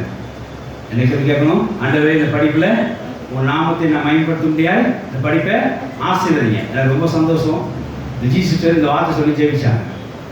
எல்லாவற்றையும் இந்த பிள்ளைகள் கர்த்தர் நாம் மயப்பட முடியாது, பிள்ளைகள் படிக்க வேண்டுமே கற்றுக்கொள்ள வேண்டும் சொல்லி ஜெயிச்சா ரொம்ப சந்தோஷப்படுறேன். என்னம்மா நான் பெசந்து என்ன வார்த்தை சொல்லணும், அது யாராவது ஜெபம் பண்ணால் எனக்கு ஒரு சந்தோஷமாக இருக்கும். ஆவியில் கனெக்ட் ஆகிட்டு சொல்லி எனக்கு ஒரு இன்பம் உண்டாகும். இன்றைக்கி அவங்க பர்டிகுலர் இந்த வார்த்தை சொல்லணும், கர்த்தர் மயப்படுத்துகிறேன், கர்த்தர் சோத்திரம். அதனால உங்கள் பிள்ளைகள் உங்களுக்கு கொடுத்த படிப்பில்லை கர்த்தர் நாம் மயப்பட முடியாது, நீங்கள் படிங்க. கர்த்தர் நாம் படிக்க முடியாது, என் படிப்பு அமைய வேண்டும், என் படிப்பு ஆசை முடியும் ஜெபம் பண்ணுங்கள். காலேஜ் படிக்க பிள்ளைகள் கர்த்தர் நாம் மயப்பட முடியாது, எனக்கு காலேஜ் படிப்பு ஆசைங்க ஜெபம் பண்ணுங்க. நிச்சயமாக கர்த்தர் 3rd year 4th yearல கர்த்தர் கேம்பஸ் உங்களை அழைச்சிடுவா, கர்த்தர் உங்க மூலமாக மகிமைப்படுவா. ஹல்லேலூயா. வேலையில் இருக்கவங்க கர்த்தர் இந்த வேலையை என்ன கொடுத்துருக்குறோம், நாம் மகிமைப்பட வேலையில் நடந்து கொள்ள வேண்டும் சொல்லி ஜெபிச்சே நீங்கள் வேலையை ஆரம்பிங்க. குடும்பஸ்தர்கள் கர்த்தர் இந்த மாதத்திலே நாம் மகிமைப்பட முடியாது, தேவனாம் மகிமைப்பட நடந்து கொள்ள வேண்டும். கர்த்தர் நாம் மகிமைப்பட முடியாது, எங்களை ஆசிரியக்க முடியும் ஜெபிங்க. நிச்சயமாக கர்த்தர் ஆசிரியப்பார். வயதானவர்களும் அப்படியே கர்த்தர் நாம் மகிமைப்பட முடியாது, தொடர்ந்து பூமியில் இருக்க வேண்டும். அவர் நாம் மகிமைப்படுத்த முடியாது, நாங்கள் இருக்கிறோம்னு சொல்லி நடந்து கொண்டு நீங்கள் ஜெபம் பண்ணும்போது கர்த்தர் உங்களுக்கு மகிமைப்படுவார். சில பலவீனங்கள் வருங்க, சில பலவீனங்கள் இருக்குமா கர்த்தர் நாம் மகிமைப்பட முடியாது வரும். அது கேட்டார், அந்த கண் தெரியாத பற்றி கேட்டார், ஆண்டவர்கள் செய்த பாவமா பெற்றோர் செய்த பாவமா? இல்லை, கர்த்தர் நாம் மகிமைப்பட முடியாது, விழுங்க முடியாது, உங்களுக்கு பலவீனம் வந்துச்சுன்னு சொல்லி எனக்கு இயேசு சொன்னார். அப்போஸ்தலர் பவுல் கேட்டார், இது வர நீங்கள் 3 பேர் ஜெபிச்சுன்னு கேட்டார். நீ கிறிஸ்துவின் வல்லமை விளங்க முடியும். அப்போ சொன்னால் என் கிருபை போகும்னு சொல்லிட்டேன்னு சொல்லி சொன்னார். அப்போ அப்போஸ்தலர் பவுல் என்ன சொன்னார் தெரியுமா? கிறிஸ்துவின் வல்லமையை விளங்குற கருத்து பலவீனத்தை நான் செய்கிறேன், தைரியமாக ஏற்றுக்கொள்கிறேன். சில பலவீனங்கள் ஒரு மத்தியில் வருது அப்படின்னா அது எதுக்கு நினைக்கிறீங்க? கர்த்தர் நாம் மகிமைப்படுத்தணும்னு அர்த்தம். ஹல்லேலூயா. உங்களுக்கு ஒரு பலவீனம் வருது அப்படின்னா நிச்சயமா அந்த கர்த்தர் செய்யப்படுறார், மகிமைப்பட போகிறான்னு சொல்லி அர்த்தம். ஹல்லேலூயா. அதனால எதை செஞ்சாலும் கர்த்தர் நாம் மகிமைப்பட முடியாது செய்யுங்க. உங்கள் படிப்பிலையும், உங்கள் வேலையிலையும், உங்கள் காலேஜ் படிப்பிலையும், உங்கள் குடும்ப காரியங்களையும் மற்றும் உங்கள் ஊழியத்திலையும் மற்றும் உங்களுடைய எல்லா காரியங்களையும், உறவுகளையும், எல்லா காரியங்களையும் கர்த்தர் நாம இப்படி செய்யுங்க. அதுதான் இந்த பூமியில் உங்களுக்கு கொடுக்கப்பட்ட வாழ்க்கை. ஹல்லேலூயா. அப்படி செஞ்சின என்ன பெனிஃபிட் முடிவரையாக பார்க்கலாம். யோவான் 13:32 வாசித்து முடிக்கலாம். யோவான் 13:32.